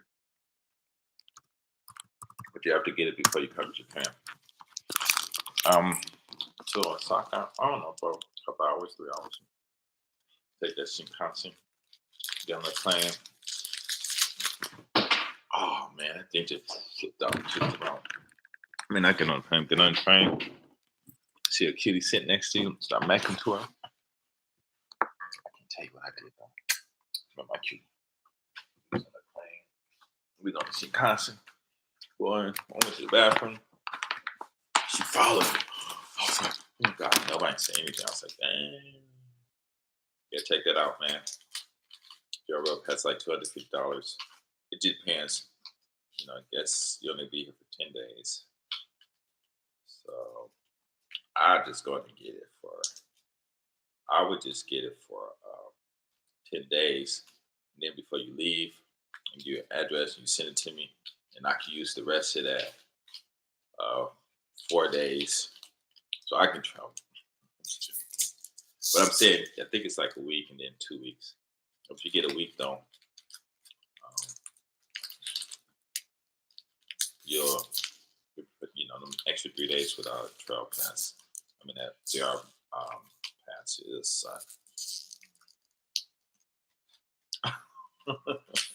If you do that, I'm gonna get on a train and I'm gonna stop at every major. Um, yeah, because you have to send it to me. So hopefully it'll be a day where I can do that. Just take off, stop at every major, which you probably get out video for an hour, get back on. Now, I'll say this was sponsored by Mark Kong, and um, if you wanna contact him, if you have a uh, PayPal account or whatever, I say y'all can uh, send him $1,000 each. I'm sure he'll be thankful for the gratitude or the appreciation or whatever the appropriate word is for that case. What was I talking about? Yeah, man, it's a trip. Japan is cool, man. A lot of people complain about it, but I think you know Japan complain about working, and the states complain about other stuff too. So people just complain too much. Is a JR pass only available to tourists? Yes. So you have to get it before you come. Otherwise, you'll be paying the regular fees out here, and it's expensive. Just from I think Tokyo to Osaka or Shinkansen might be like 150 to $200. See, just one way. That's your the rail pass. That's the thing. That's a rail pass for 2 weeks. So yeah, it's all cool. Da-da-da-da-da. Let's see. Yeah, somebody paid to go to tours. Hey, so what's your name? I meant to ask you a question. Um, Sean, where you from? Are you still out? Are you out here? No. Let's see, Sean. He knows what's up. When he said Fukuoka, I totally forgot about Fukuoka. That. Ooh, man, they got some bad women out there. I went to Okinawa. I mean, all. Okay, I went to. Yes. Ooh, man, this one Japanese woman. She looked like a sister. She was bad. She started macking at me, but I couldn't talk to her though. What's up? Somebody left and came back. What's up? What's up? Thumbs up if you can. But she started macking at me and stuff. Wanted me to go with her. She wanted to go home with her, but I had problems with my friend. I was going to hang out with him. Hey, fifth person, what's up? What's up? Let's get some thumbs up. Please ask me some questions. Okay. How to teach English. Man. But what's another thing too, man? These wives out here, boy, they trip. Or these older women, in their 30s and 40s, man. They single. I don't know, man. I don't know. This one guy put on this Xpex in Tokyo Xpex network or something like that. And he said he went on a date with this one Japanese lady, and guess what she did? She started asking questions with no pad. How many you make and blah blah blah. And it's you're in New York. Oh, okay. Okay, okay. Um, the southern. It's not southern. It's east and west. I think is it east and west here?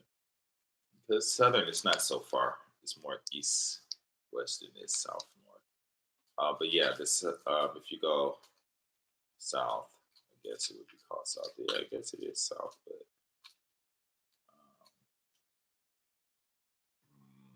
I'm not sure. I wouldn't say it's better. It's nice like Fukuoka because there were bases and the women out there they lose.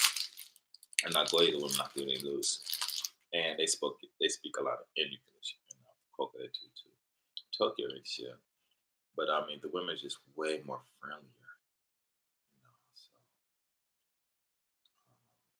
so it's not I don't think it's a matter of being north or south. It's just the area, being in the city and stuff. Oh yeah, a whole bunch of Japanese sugar mamas. I had a friend. He had one. He did something stupid, man. I lost her. Yeah, there are a lot of sugar mamas because there are a lot of women out there got money, especially when their husbands go to heaven and they be stuck with millions of dollars and be all bored, hadn't been touched in 20 years. You mess around and find one of them, man, you good to go for a long time. Yeah. It's a lot more to eat. I gotta lose weight. Mm-hmm. New York. Oh, hey, Char Hills. Do you know a lot? I'm Guy Kogoboss. Have you not out there? Mark and on conditioning, you guys should meet up. You know, make some how to pick up women strategies and tactics. Because as you can see, yeah,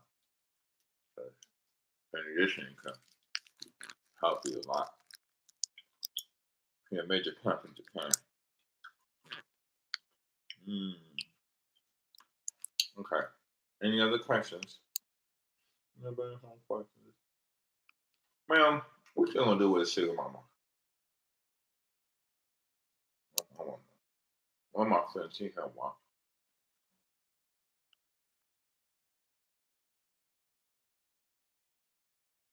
Hmm? You know, he said, and,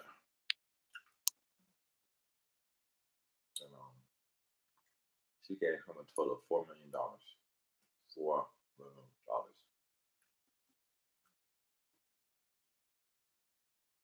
Big Fiji.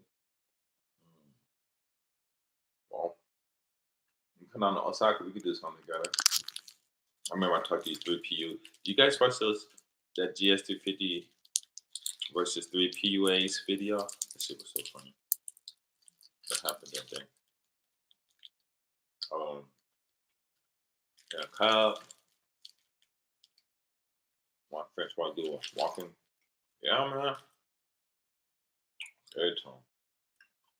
I was like, man, you joking? He said, no. What money? But to them, unless you had so much money that it gave me nothing. But you know, he had to earn it. You know, so I don't know. People out here got money. I have money. I might otherwise keep it. I'm gonna make some money. Gotta make this $1 million. Gotta make this $1 million. I got the plan. I can do it. At least I can make at least 200 G's. I mean, I can make at least nothing. I'm gonna stay single, right? Yeah, for the rest of my life. Man, don't be scared, man. If you're man, staying single, you need to have some kids. I have DNA on, you know. But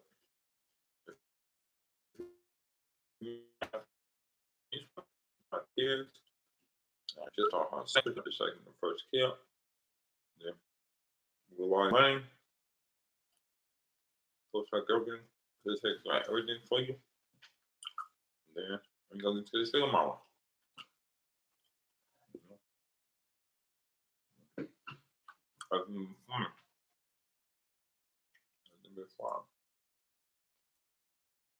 Single mom won't want to see it all that much. You know, you can have 30 girlfriends you can. just, once a month. Try my trip. Man, I don't know. Different guys got different opinions and stuff. I wouldn't worry about. I wouldn't worry about them in Japan. Just talk to them. If they like you, they will cooperate. That's true.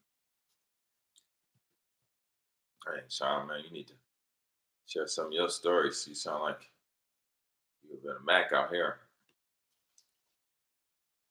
How's the child support? There's no child support system out here. I mean, there is, but it's not that strict, especially for foreign. It's not that strict. Because most guys leave. It's not like they're gonna. The whole thing about getting married in Japan is if you get married, this age, the Japanese woman, or even Japan, just make sure. Well, I shouldn't say that. You take care of your kids, but don't divorce in the states. Don't divorce in the states. Divorce in Japan.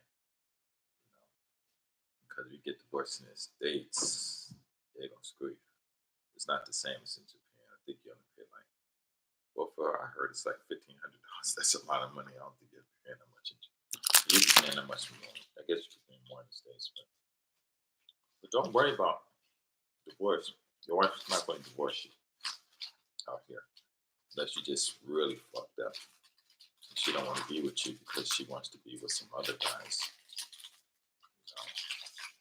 I wouldn't worry about getting divorced out here.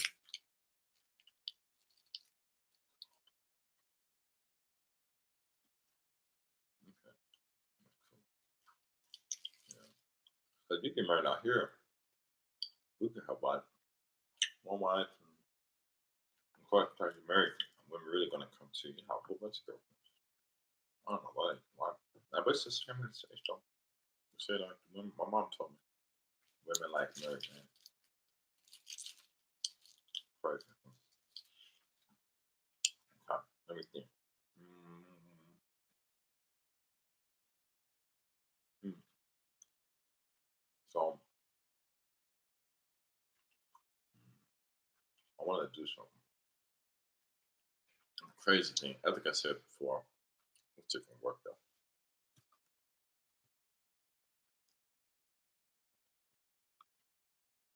Oh man, that's crazy. Well, at least he still got his health and everything.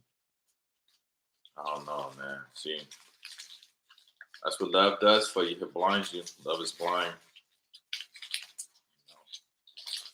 No way. I got lucky. I was smart. My first wife. That's only 2 weeks after we got married. We still stayed together because some white old man told me I shouldn't have listened to it. No, I can't say that because I love my kids. But we divorced. No, we didn't divorce. We stayed married, and then went to the Philippines. She was messing around. I found out. I told her we divorced. I won't take the kids in exchange for me give you $300 a month and no alimony. Here I go, okay. My mom paid for the divorce, but we wouldn't have no reason to divorce anyway. So her mom paid. She kept her promise. So it's like, Jerry, do you want alimony? After 3 times, she said no. And then well, I paid like $600 to $700, or $600 to $1,000 a month. But anyway, it was 600. And, when she needed money, I told her call.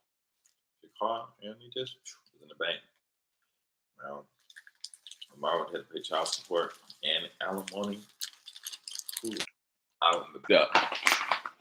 I was got one of my best friends who was a payer, married us. Someone had to pay that child support. Well, she cool. She's so fun. Yeah, white girl.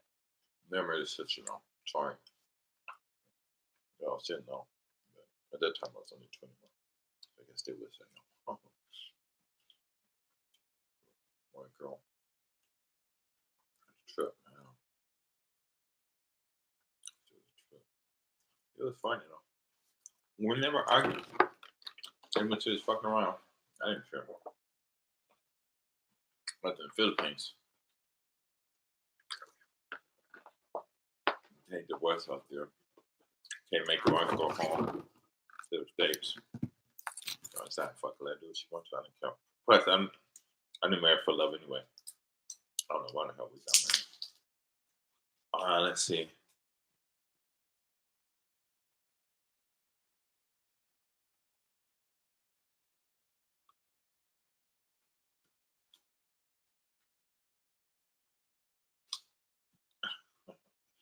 Yes, yeah, that's true.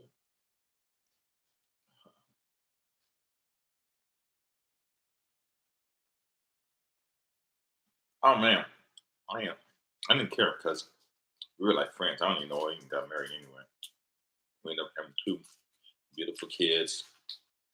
You know, all my kids are beautiful. You know, two different women. Um, son graduated in 3.93 GPA from university. Daughter's smart as a whip. Got two grandkids. So I don't regret it. And then me and her, we still friends. But the thing that saved me was we never married for love. We never married for love. That was all good. Yeah, that's true though, Sean. Boy, you stick it to them, boy, they're gonna be at you. But those ones that stalk you, they're the ones that want to marry you and stuff, so they can keep you, give you two kids, and then uh,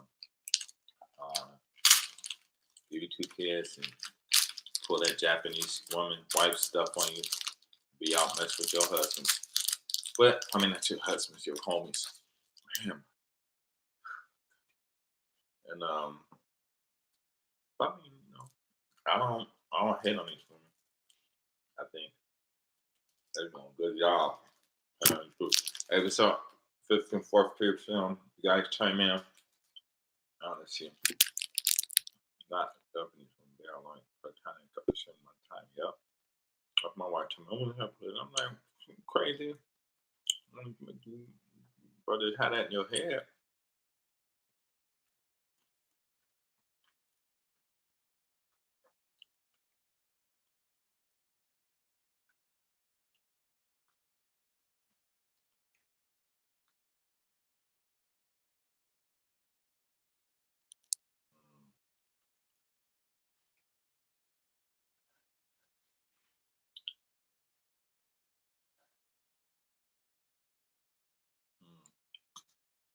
Yeah, maybe. But I don't know why guys keep saying women are emotional. I think guys are more emotional than men. And I was talking that to one of my friends the other day, talking about that. He got mad at me. No, women are more emotional. I'm like, come on, man. How are you gonna say women are more emotional when brothers are driving up and down the street shooting at each other? Then that's some emotional. That's some emotional situation right there. You know what I'm saying? So he started laughing. I don't know. I think what it is the women out here, they just I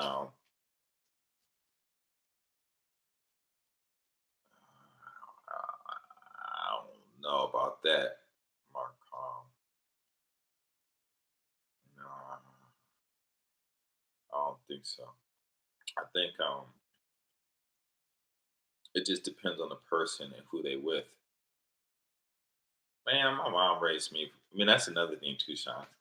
But that talk about women raising boys by themselves, that had nothing to do with it, because there's to come a time in every person's life where they're gonna have to become responsible for their own actions. And you know, just conversation. But who who needs a man? You know, who needs a man?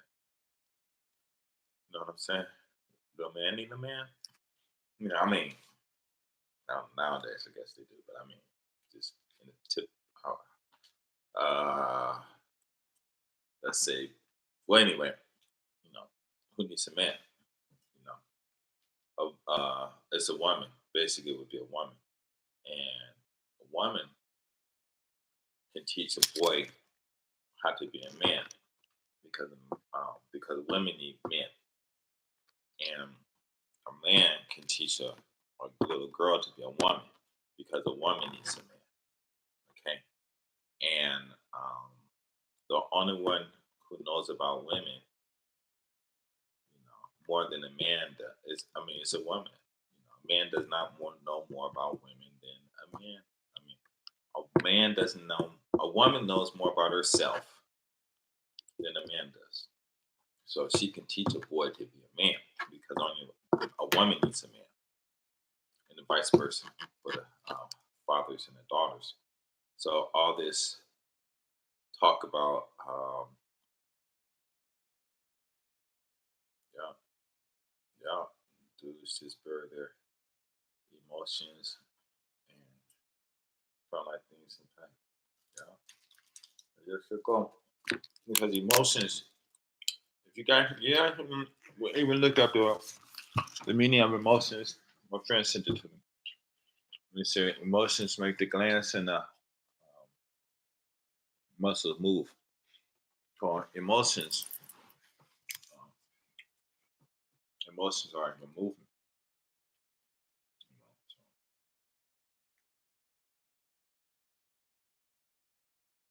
hey, did you see my? Are you on my Facebook? Let's show you something.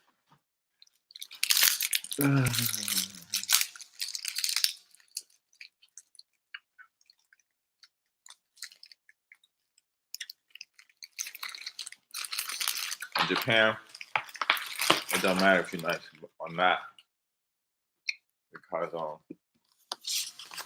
women like being a nice guy. That's different between being a nice guy and knowing how to get some women. That's a big difference. You know, I'm talking to these guys back in the days. Well, I got friends for Sean's thing. I'm saying back in the days, you got these intelligent brothers talking crap about these the rappers. You know, women want thugs. They don't want an intelligent man. Blah blah blah blah blah. And then this one guy was talking about it. I said, man, y'all nerds need to stop talking crap about these rappers. Well, we educate. They're not educated. Blah blah blah. I'm like, yeah, but they know how to talk to women. I said, now just imagine you piss them off and they go to school and they dedicate themselves and find out that college is easier than what they thought. Now they got education and they got money and they got the women. Then what you gonna do? You stop laughing. I said, don't piss them off and let them do what they doing. But now, it's the nerds who got all the nerds made their revenge, I guess. But anyway, get back to what Sean was talking about the single mom thing. See, I was talking to my cousin. She's older than me, about my mom's age, maybe older. And we were talking, and she brought up the same thing. And I said, well, when you're at home, when you were young, because she was raised with her mom and father. I said, your father got home. How many hours did he really quality time did he spend with you from Monday through Friday? And she said, well, we spent together. I said, well, how much quality time? Because if he's working, if he's from 9 to 5, that means he's leaving the house at least by 8 and getting home by 6. Then when he gets home, you might be eating, you might eat together. Then after that, you do your homework. Then after that, you go to bed. He's tired. So I don't think you have no more than 5 quality hours with your father in the week. And the weekends, he probably want to hang out with his son. His son or his friends. He just want to sleep. So I said, your kids have more quality time with their teachers than they do. So it's not the mom and the father who are raising the kids. The mom and the father provide a shelter, food, and stuff like that. Maybe give a couple of words of wisdom, but it's the teachers that's raising them. When they go to their friend's mama's house or friend's papa house or whomever, those people are raising them because your kids are going to listen to other people's, their friends' parents more than they will you. And so we got to talking about that, and she said, "Wow, I never thought about that." Her father, she said her father would spend much time. And I said, all this moms raising boys by themselves, that's not the problem. I said because a son is going to be closer to the mother than he is going to be the father, and the daughter's going to be closer to the father um, than the closer to the mothers than the father. So I said, so all these people out here saying this stuff, but you got to remember when people start talking stuff, they don't really talk to make things better for you. They talk and you think it's going to be better for you, but it actually is not. So women can see the whole thing is who can teach a boy how to do mathematics better? A man, his mom or his father or the mother or the father. Who can teach the boy more? That true man always closer to my mom than my father. Yeah. Um, who's who can teach a boy English the best? The mother or the father? Who can teach the boy how to do finances? The mother or the father? Who can teach a boy about investing better? Mother or the father? Who can teach the kid to drive a car? Mother or the father? Who can teach the kid how to cook? Mother or the father?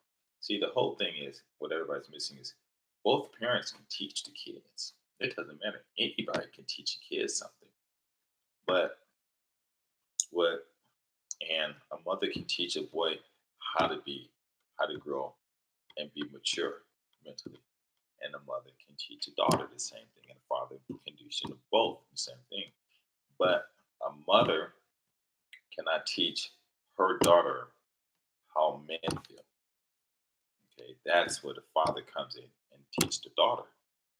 And the father can't teach the son how a woman feel. That's where the one moms come in and teach the boy how a woman. That's the only two difference. The only things. Everything else, both the parents can do.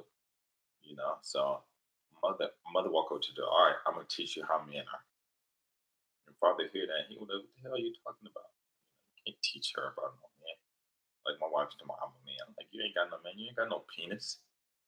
What do you mean you're a man? If you was a man, I'm not. I wouldn't have married you. You know. See, Sean Hills.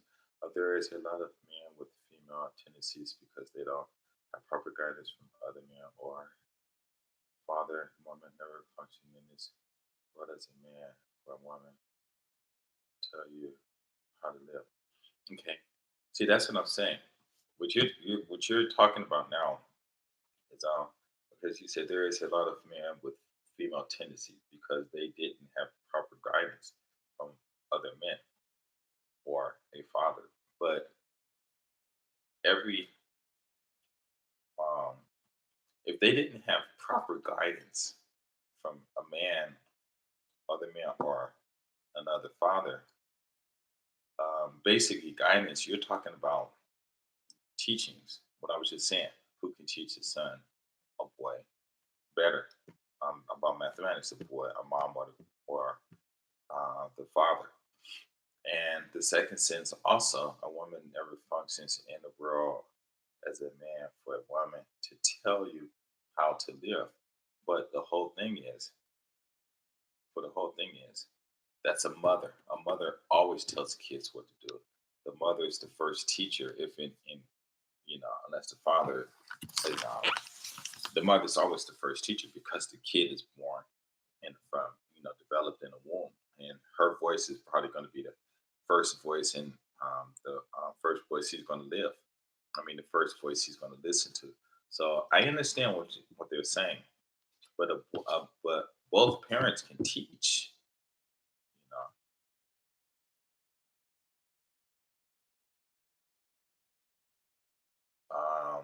okay. Um, I don't know, but if they can read a book, a manual, all they can do is they can go out there and say, okay, well, this the manual says this. See, the whole thing is, and I'm not getting upset at you, son. I understand exactly what you're saying, but a lot of guys think that women are stupid. Yeah, or you too, nowadays, you know. But what I'm saying is, a lot of guys think women are stupid, but you got to remember, the space NASA was successful because of three black women. I think it was three black men. It's a movie about them. They did all that mathematics in their head. You know what I'm saying? Walk 20 minutes just to go take a piss, whatever. So Um, don't count a woman's intelligence out because women has helped out a lot in science. A lot of things that the guys run out to doing, these women, you know, they saw the difference between the lights, the red lights, and some other lights, and which one was the close and all that. Women discovered that stuff. So uh, most guys are thinking that women are stupid, but you got a teacher. Was your teacher a woman or a man? Most of my teachers were women, but yet they taught me, banking and a little bit of a finance history, biology.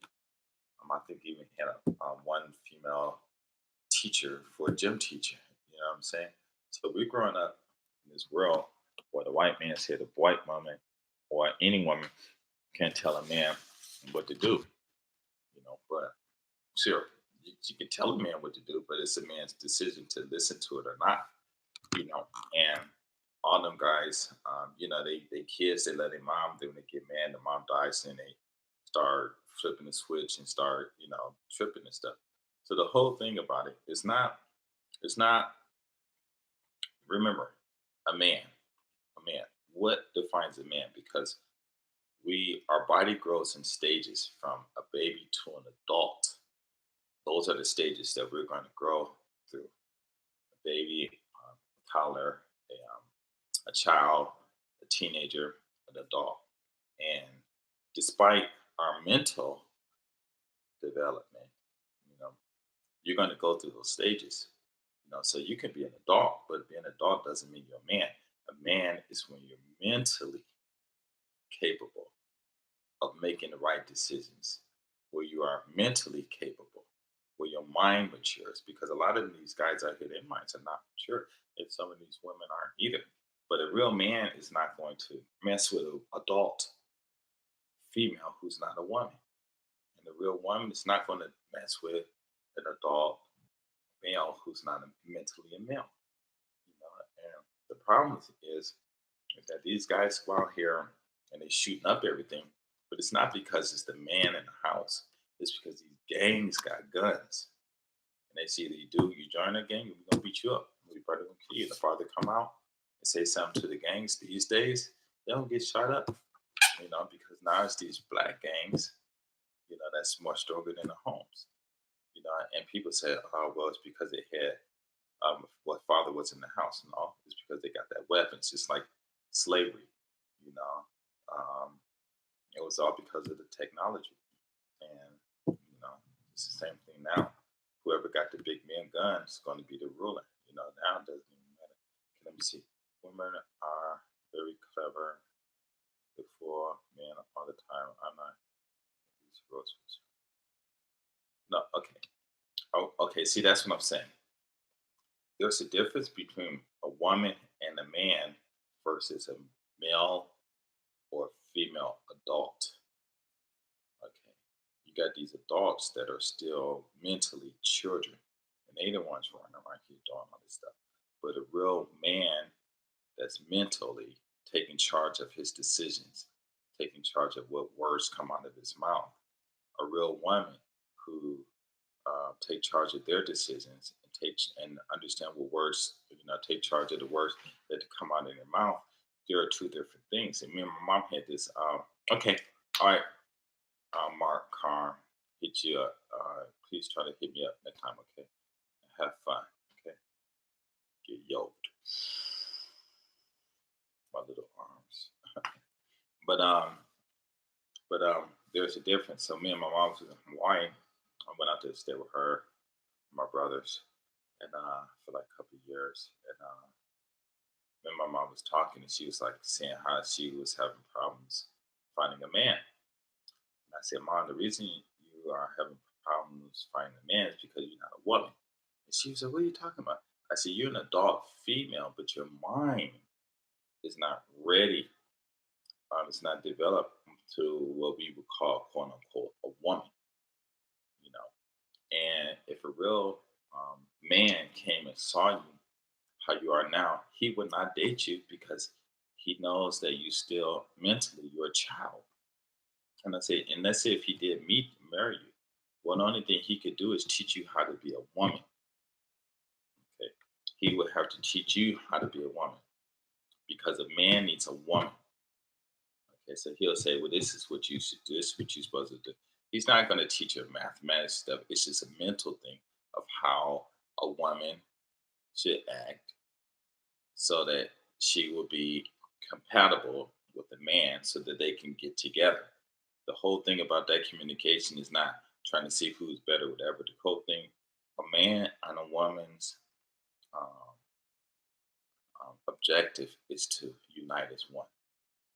Okay, and that's what it is. But you can. But I told my mom, he'll teach you how to be a woman, and once you do that, you're gonna have your new ideas, and then you want to go out and experiment and stuff, and you'll leave him, or he'll leave you. He will not stay married to you, and he's not going to give you any kids. No, but like I said, a man when he sees a woman, he knows a woman when he sees her. A woman knows a man when she sees him. When they see each other, they automatically get together. And I said, I hate to say this, but there's very few men and women on this earth. And mom, you're not a woman. And she looked at me and she said, "Well, I can't believe the man I'm looking for is my son." And I said, "Mom, even if I wasn't your son and I was a man and you look for me, I wouldn't marry you." I said, "Because you're still childish in your head." And she started laughing. So I understand what you're saying, but there's a difference. Our bodies mature, but how many people's mind mentally mature? Because if you walk over to I don't know how you are, but um, I walk up and ask a lot of black men, "Do you like studying math? Do you like to study?" Okay, I'm gonna ask you guys, do you like to study? Just yes or no.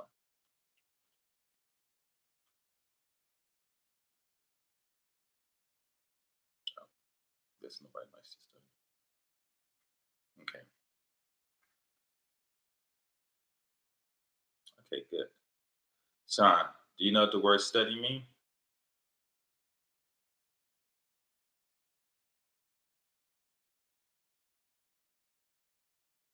I'm sure you do. A lot of guys don't know.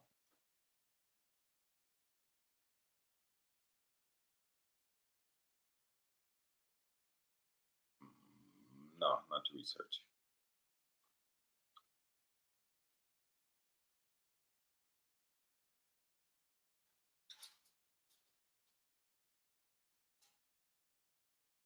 Yes. Huh? Could Disney like to study? No, I'm joking. But I know why you said yes. Okay. Sean, if you look in the dictionary, the definition of no, no, no. It just means to gain more information. That's all. So, conditioning. That's all. So, a lot of people don't know. It just means, if you look in the dictionary, it just means to gain information. That's it. And so, when you talk to a lot of brothers, I ask them, "Do you like to study?" Or little kids, they're like, "No." Like my son, I asked him, "Do you like to study?" He said, "No." And so I asked him, and I asked a lot of brothers, "Do you even know what the word study means?" And a lot of them don't, or they might give the same answer you gave. And I said, "No, it means just to gain information." Now I'm gonna ask you, "Do you like to gain information?" They all said yes. And I said, "Well, do you like to study?" And you can see that because they got this mental block of the word study, and I'm like, "Okay, do you like to gain information?" Yes. You like to study? My son, he did that too. And so now, when I go and ask him,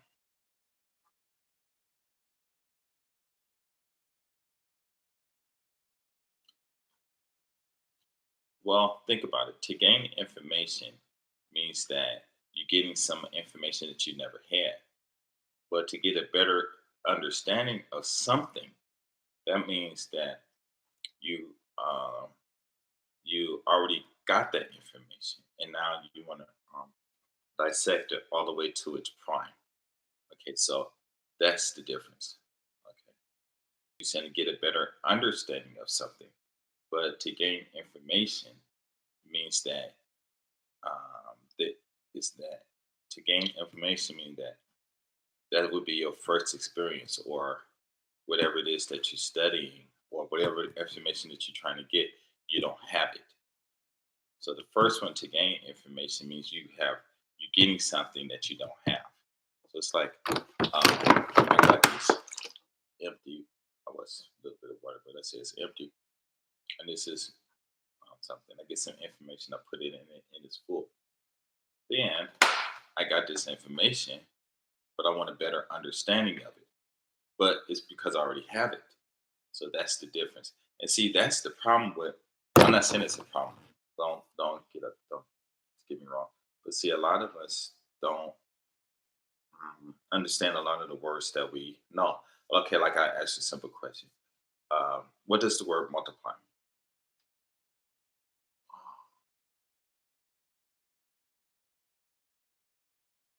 My son, he had a chance to go to all these Ivy School leagues in the 10th grade because he passed the SAT score with a 1184 or something like that. I mean, 24 with 2184, something like that. Highest in this whole school, and he messed up. And then he didn't go and got met his mom and all this blah blah blah. So he was scared. He couldn't do well in college, and I gave him an idea. I said, "This is all you got to do." I told him one word. This is what you need to do. And he did it. Got 3.93 GPA when he graduated from university, and called me and said, "Wow, how what you told me? That one thing you told me. That's what got me through college. Thank you." Oops, typed it wrong. I said to get a better understanding, but if you look up ahead to, huh? What are you trying to say? Because to gain information, you can't gain information if you about something that you already have. If you have the information, then the information to gain. Basically, what I'm saying is, you void some kind of information so you get it, and then you have or versus to get a better understanding of something. You said, what's the difference? But the difference is that before you gain information, there's a void there. There's nothing there. And then to get a better understanding of something means there is some kind of information there. So the difference is no information versus already established information. So this one you're trying to understand it more how to use this iPhone. But here there's no iPhone, there's nothing. So you got to get the information. You got to get the iPhone first, then you use it. So that's what the difference is. I said to get a better understanding, but a better understanding of what? That's the whole thing. When you study, you just gaining information, and there's all kinds of information. So you avoid, but you study to get the information. But when you research, you have to research a topic.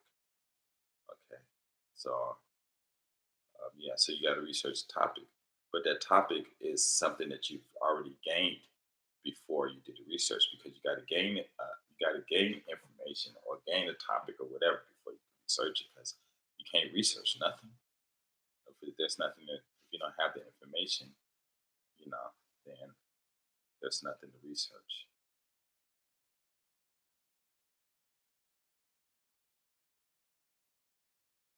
So that's how I'm saying. Because you gotta research.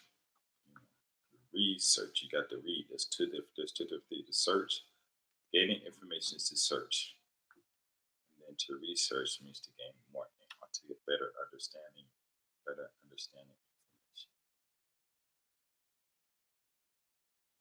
But the whole thing is, um, when we're saying it's about women raising the boys, but how many households that you have where you have a man in the house, but yet is he actually a man?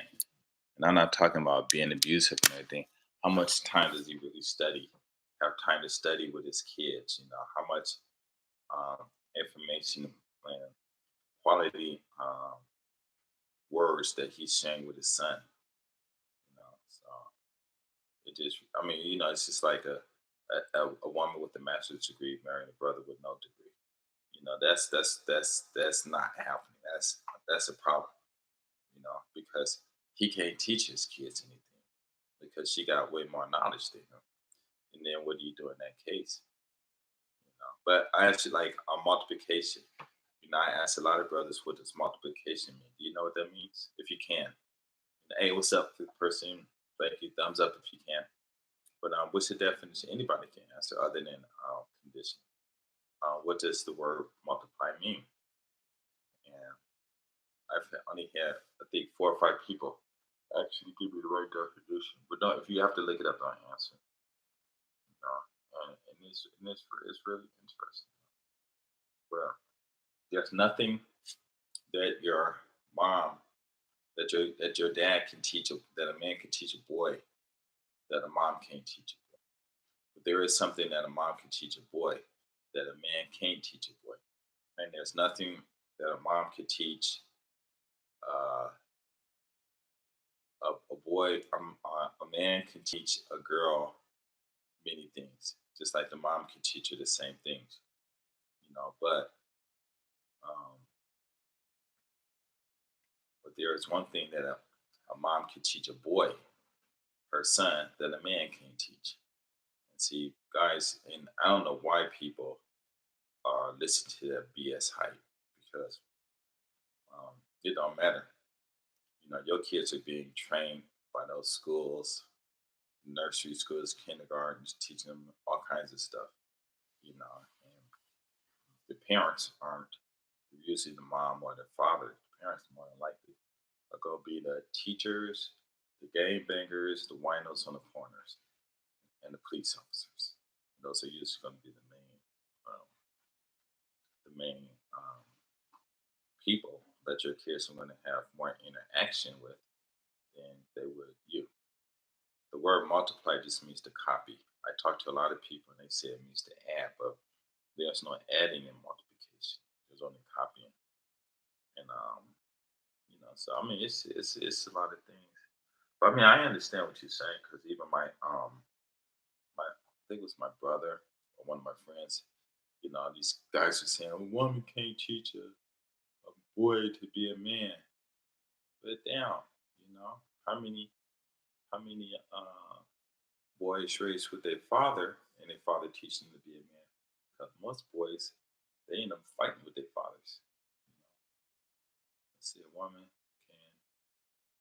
can home school teacher in math, science, or reading and stuff, but I'm talking about the father teaching the son to be the protector and provider for his family. But you're talking about getting a job. Anybody can get a job. Okay, what I'm saying is, listen, I'm not trying to change your your position on what you think. And if you want to believe what they're saying, then that's fine. But I think I'm calling it, as I said, it's bullshit. Okay, I'm gonna call it like I said, what's bullshit. Okay, because a woman can teach a boy how to fight. All she gotta do is practice and punch. A mom can whoop a boy's ass until he's probably 15 years old, 14 or 15 years old. Believe me, she know how to fight. A father could teach his son how to fight too. They got a lot of karate expert, martial art experts who teachers. They're women. Okay, and um, a mom can teach a boy how to get a job. Mothers can teach their kids how to invest, how to do YouTube and make money, how to uh, code and stuff. You know, a mother can teach a son. My mom taught me, and my father wasn't around. It wasn't his fault. It was my mom's fault. Trace, bro. My father wasn't around. My mom raised 3 boys. You know, and I was provided a house. I wasn't provided her house. But I provided my house. For my house, I raised my two boys, my brothers.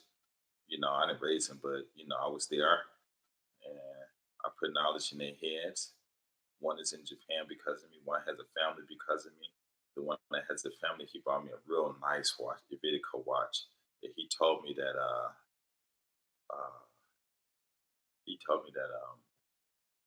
I asked him why he buy it. He said because I was like a father to him. I'm like, don't call me a father. I'm your brother. He said, no, you was like a father. I said, no, there's a difference between being a father. I taught you how to be responsible, because I took the time to say, hey, I know the difference between good and bad at a young age. And as I got older, I knew that he was still 8 years younger than me. So I had to do my best to walk a straight line to show him, hey, it's possible to walk this straight line. Whether you do it or not is your choice, but I'm showing you it's there. So, um, but what I'm saying is, a man can't teach a boy how to please. A man cannot teach a boy about wo- everything about a woman. A woman can teach a boy more about women, things more about women than a man can. And a man can teach a girl about how can I say that? More about things. A man can teach a daughter more things about a man than the mother can teach the daughter. And the mother can teach a boy more things about a woman than a man can teach a boy. And that's the difference. All that other stuff, anybody could do it. You say, because now you're saying a woman can homeschool children in math and school and reading and stuff. Yeah, but a man can do that too. My daughter, when she was 4.5, she was 4.5 years old. And so at the time, I knew me and my wife was going to divorce within a few months. So what I did was, because my daughter, I know my wife, she's white, she really didn't care, and she was kind of, well, anyway, I taught my daughter how to read, how to write, how to use a dictionary, how I taught her the phonics, how to add, multiply, divide, subtract, percentages, decimals, um, powers, algebra, basic trigonometry, and basic calculus, all within 6 months. 6 months. When I finished, she went to school. She was like a teacher's aide. And she should have graduated early. So I could teach her that because I went to school and I learned it. And I was 29 at the time, and so I took responsibility to teach my daughter that because I know that if I wouldn't have did it, she would have had problems, and her mother probably wouldn't have had taken the time to study because I don't know if her mother likes studying and stuff like that. And I went back, when my son turned 5 and spent like a week teaching him some stuff too. You're an exception to the reality without fathers, especially black men.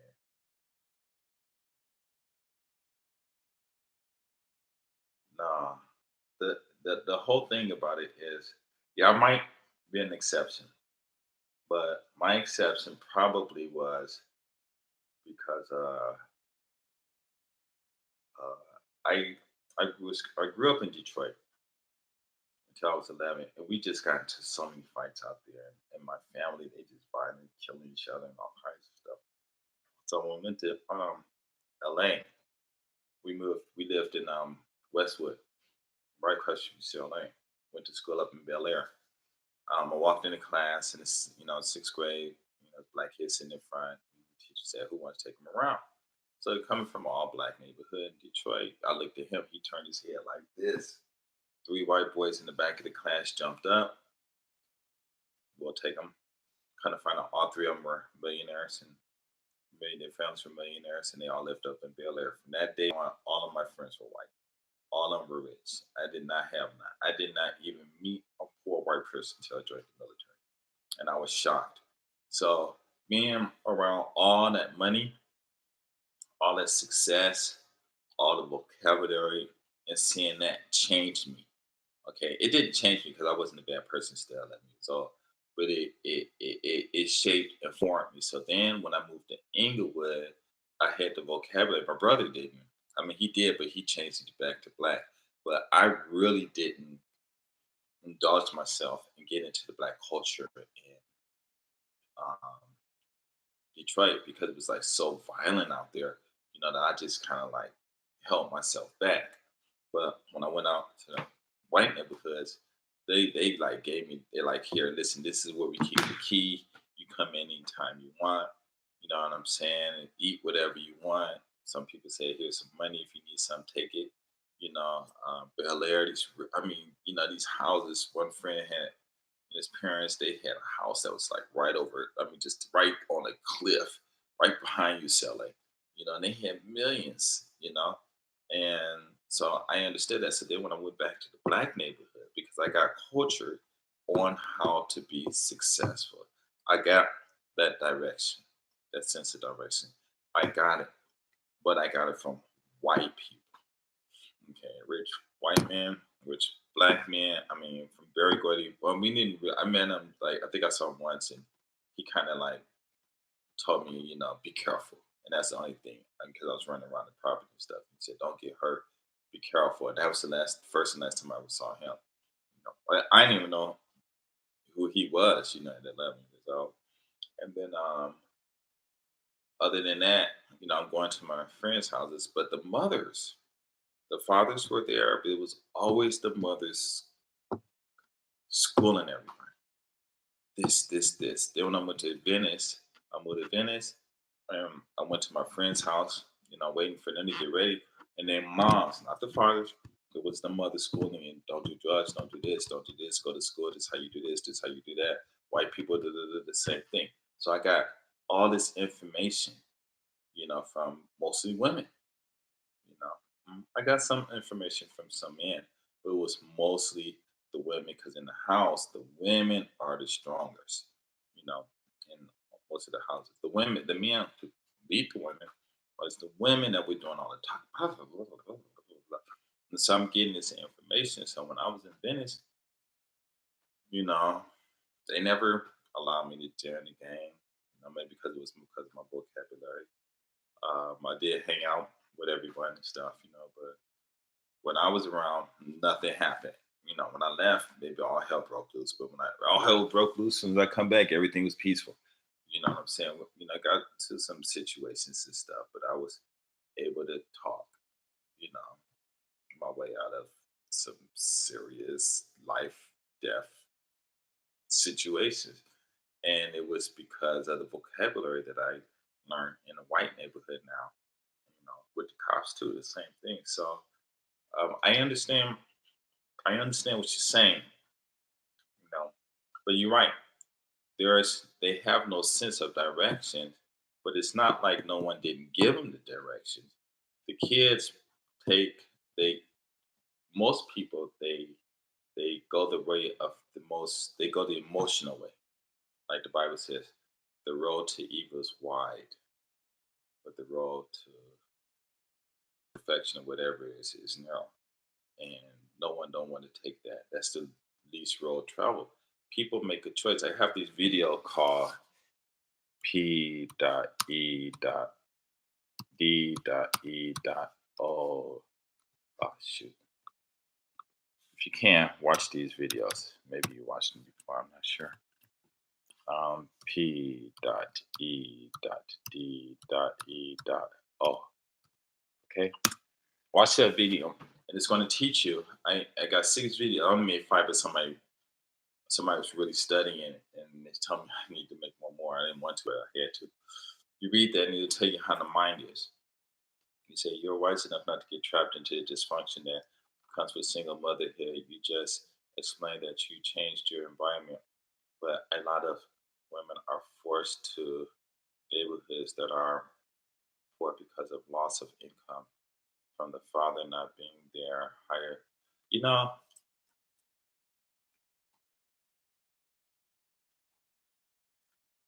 you're talking about 2 different times.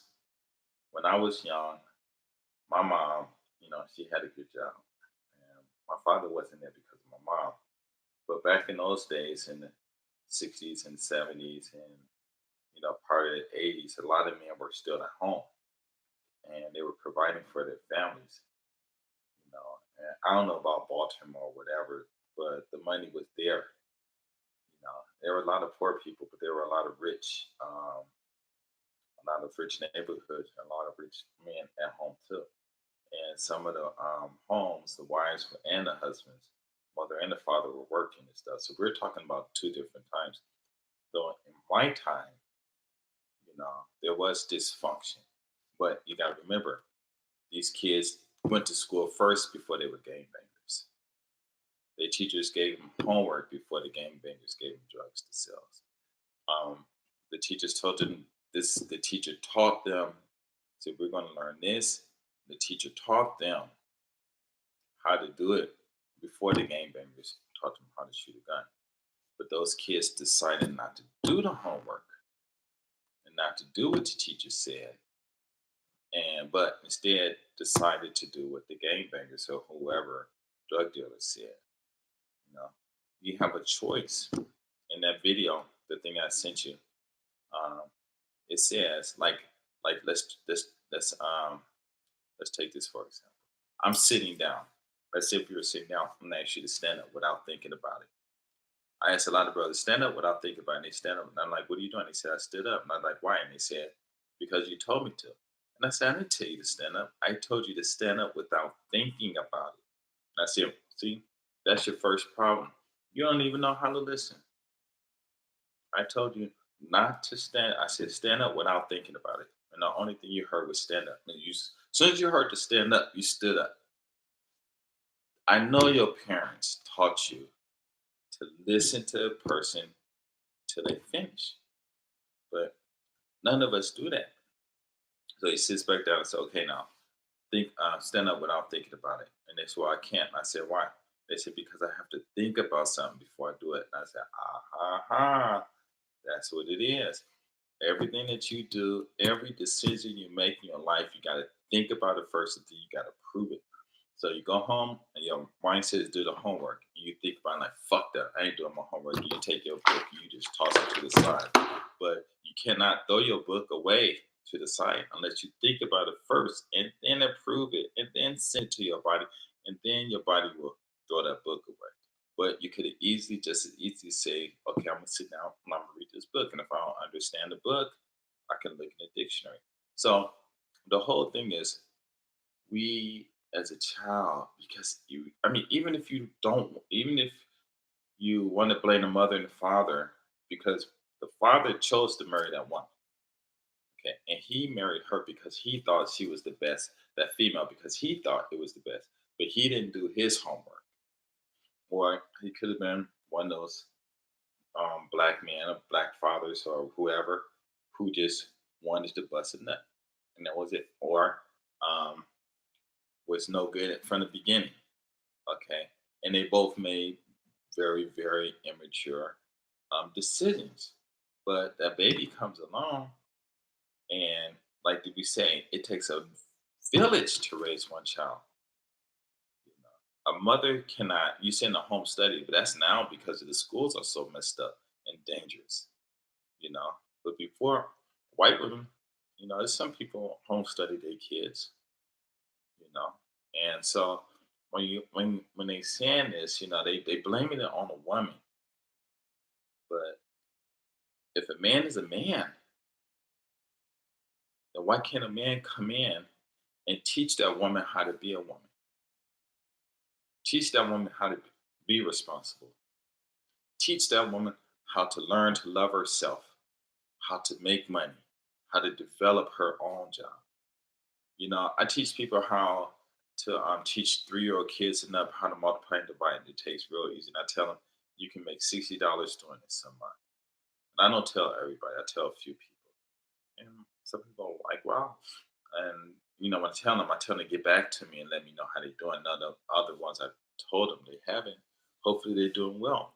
But what I'm saying is, hey, what's up, fuck person? I understand what you're saying, but a man sees a problem in his neighborhood. It's according to you, it's his responsibility to go in there and fix it.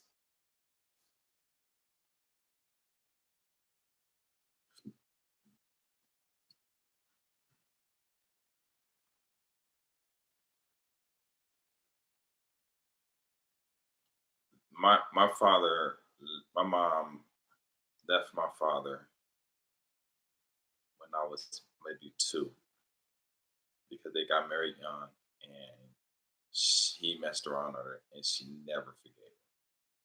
I don't think she never forgave him until 42 years later. Okay. And my mom went through some crap, but she stayed strong, vigilant, whatever, I think if I'm using the verb right. And she taught us. She went out there, made her money, did what she had to do, and I saw early in life how the black community was. We lived, I'm talking about in the 70s. I was born in 64. So by the time I was 4 years old, so like by 1968, I still remember a lot of stuff that was going on, 1970s and stuff, and I looked at my mom's life, her boyfriends, my father's life, my cousins and uncles and grandfather's life. Well, not my grandfather, I think I met him once, but my step grandfather, my grandmother's new husband. And I saw how their life was. And I looked at the whole black neighborhood and it was fucked. And I mean, it was way better than what it is now, but it was fucked. And I'm like 7, 8 years old. And I'm like, wow, I don't want to live like this. And then I got hit by a car. They tried to kill me because I pushed her son on a bike and I didn't want to fight her, but she was out there trying to make him fight me. And so she almost killed me. And then when I came out of it, because I should have died, but I didn't. And I guess that was by the grace of God. And I said, okay, wait, let me step back. This reality out there like that. And that's how I grew my life, And I learned early in life, listen to people. It don't matter if it's your father or if it is your father, your mother, whomever. People have advice. And one thing in the neighborhood, you know, you always got people telling you what to do. Always advice is always there. At least when I was coming up, it was there. You guys got the schools and everything, and if your school was bad, okay, that's fine. When you and your father, you said my father, they're in the house, and when they separate, you know, that's the whole thing. Just think about that. Your father was there, you and your mother separate. I don't know who separated what, but a real man and a real woman mentally they'll never separate because there's no reason to separate because they know it is not going to get better. The only way it's going to get better if they meet somebody that got money, okay? But they would never separate. So, um, so when they separate, I don't know if your father was there or not, okay? But your father should have been there, okay? And before they separated, my my my father, but he was still around. The last time I think I saw him, I was like maybe 11 years old because actually we did live with him. My mom came and kidnapped us basically before his. It was like 5 days later he would have had legal custody over us. But when I was growing up, I was with my mom, and I love math. For some reason, after I got hit by the car, my math skills just came to life. And I started reading, going to summer school, and I enjoyed it because the teacher said, "Do this," and I said, "Yes, ma'am." The teacher said, "Go home and you look up these 50 words and you write 50 sentences." And I said, "Yes, sir. Yes, ma'am." And I went home and did it. And as I started reading and writing and stuff, it became fun. You know what I'm saying? And then when I started doing math, I had problems, and after I understand it, it became fun because when I started to study, I realized that I wasn't just studying nothing. I was studying myself. I realized that when you go to school and you study, you're learning more about yourself than you're actually learning about what they think they're trying to teach you.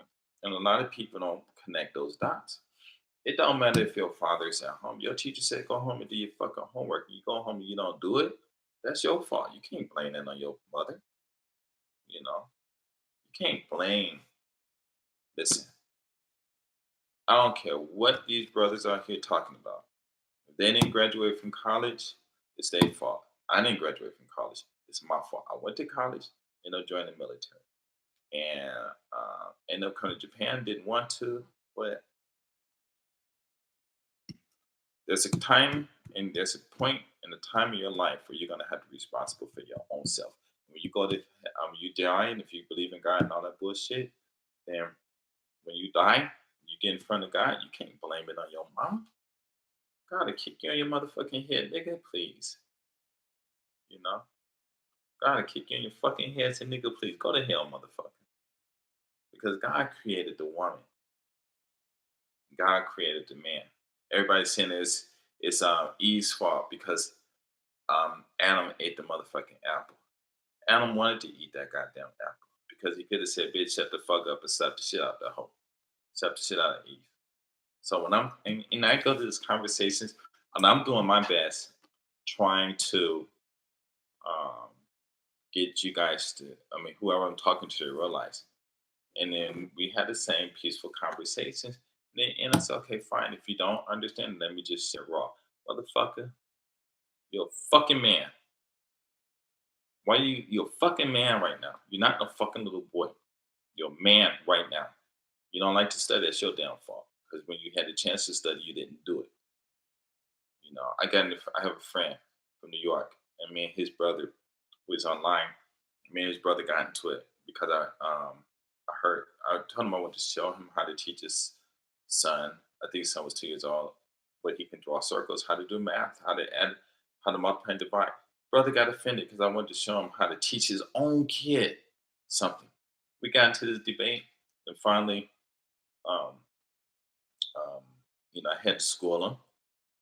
Then he calmed down, and then I showed him what to do, and it was so fucking easy. This motherfucker was like sad because he wasted his time arguing with me instead of listening. And then this dude thought he was older than me. He's like 30 something. I was like in my 50s. And then he thought I was all short and fat, and I'm all tall, and I was kind of, in good shape and stuff. And I'm like, see, that's the whole thing. You don't listen.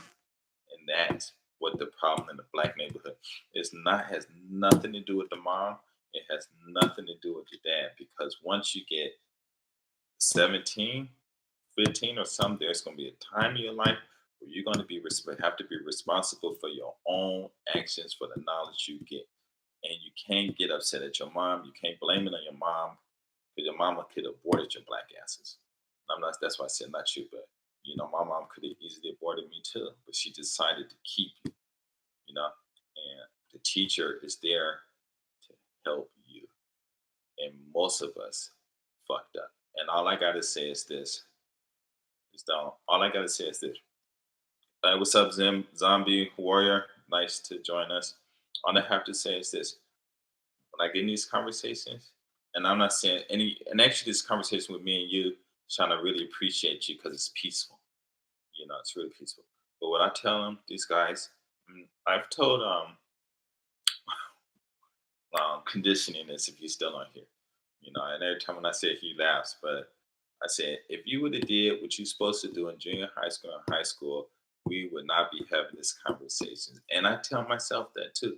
Had I did what I was supposed to do in junior high school and high school, me and you, GS350JPN, would have never existed because I was in college and I was going to become an engineer. And I had this girl from Tibet, Rich from Malibu, wanted to marry me and said her father was going to take care of all my expenses, my college expenses, and any business I want to do, he was going to open it. You know what I'm saying? So I I put that aside to join the fucking military, which was a great experience.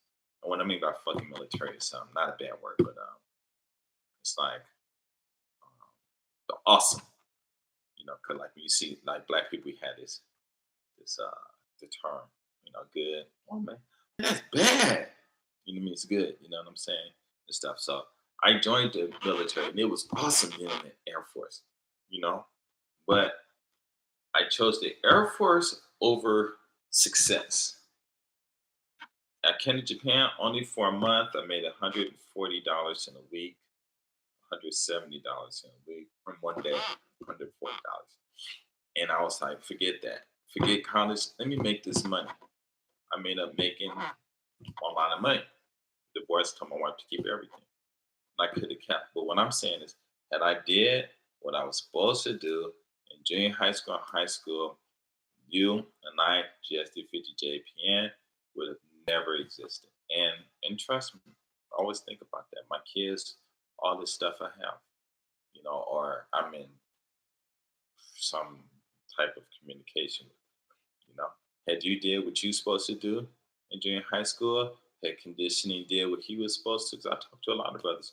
Had you did what you supposed to do in junior high school, and high school, which all you're supposed to do is just study. Studying is all about memorizing the word. If you read a book that's titled the what's it, um, thermonuclear quantum physics, and it's 14,000 pages long. And if you understood every word in that book, what part of that book would you not understand? There would be no part. You will understand it to the T. Nothing would not move you. You will understand it. You will take a test. You get a fucking A on it. It's all about vocabulary. And when we had a chance to do it, a lot of us didn't do it. So you can't blame your mom because you didn't study. Can't blame your mom because a gangbanger can't blame his mom because he didn't study. Your mom said, please study. You say, no, I'm not going to do it. Or you pretend like you studying, go to class and become a clown class, and then end up in jail. And then you end up in jail, and then you study. And then you study, find out the liar lied, the lawyer lied, and then you present the case, and you're out of jail. Why do it the hard way? Just do it the easy way. So I understand what you're saying, but it's not about your mama. It's not about your daddy. You got two. Your teacher is your private tutor telling you this is what you do. And too many of us, we're young, we kids, and we disrespect our moms. And moms spank you, and your pops spank you, but you still don't care about them. And if you're not gonna listen to your mom, if you're not gonna listen to your dad, well, what makes you think you're gonna listen? We already know you're not gonna listen to your teacher. And the gangbangers, they gonna whoop your ass. Like I said, boy, get across the street. I don't want to look. They don't whoop your ass. So then if you keep getting your ass whooped, you end up trying to. So I don't know. I mean, there's this one guy on Facebook. He was a drug dealer, went to jail. So he did something to get himself out. Got his master's degree, became a lawyer himself. So I don't know. Yeah, that's it. You know, and that accountability for your decision in your life starts the day you realize between good and bad. The day you become conscious between what's good and what's bad is that's the day of your start of your accountability. And that's it. I mean, that's my story. I mean, I understand what you're saying. But I mean, how these guys gonna blame their mom for their failures? I mean, man, my dad wasn't there. My mom couldn't teach me how to be a man, so that's why I ended up in jail. Nigga, you robbed somebody, fool. That's why you in jail. Motherfucker, you hit a cop, motherfucker. That's why you there. You beat up your teacher. You beat up your girlfriend. You did this. You did that. Motherfuckers ain't gonna throw you in jail because you didn't do anything. And some people do get tossed in jail because they didn't do anything. But and sometimes it happen. I mean, hell, you know what I'm saying? Fucking ocean come and kill people. That's an act of God. That's something you gotta talk to God about. I don't know. But I understand what you're saying. But yeah, man, it's all about what you want to do. What the hell you want to do? Grown ass man.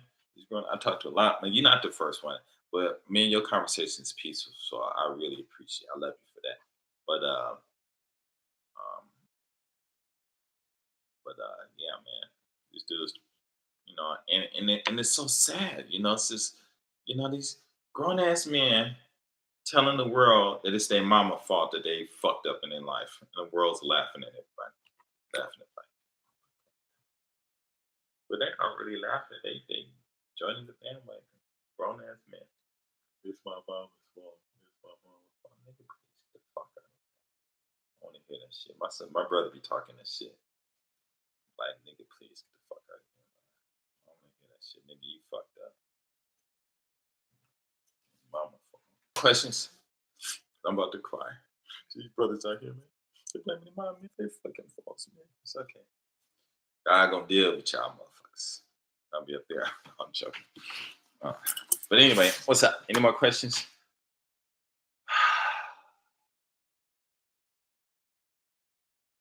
Yeah. Because, yeah, man. Yeah, be just, yeah. How do we get on that subject? That was interesting. Anyway, it is 3:50, almost 4 o'clock. I gotta get some sleep because my daughter's gonna wake me up and say, "Daddy, can you take me to school? Can you take me to school?" And I'm like, "Okay, okay," because I can't say no to her. So, because she about to become, by the time she gets 16, me and daughter daddy days are gonna. Yo, it's fun talking to you. I gotta go out, but I'll be on the next one. Okay, it'll be about the same time, about 12 o'clock. So, all right, cool. Enjoy. Peace. I'm out.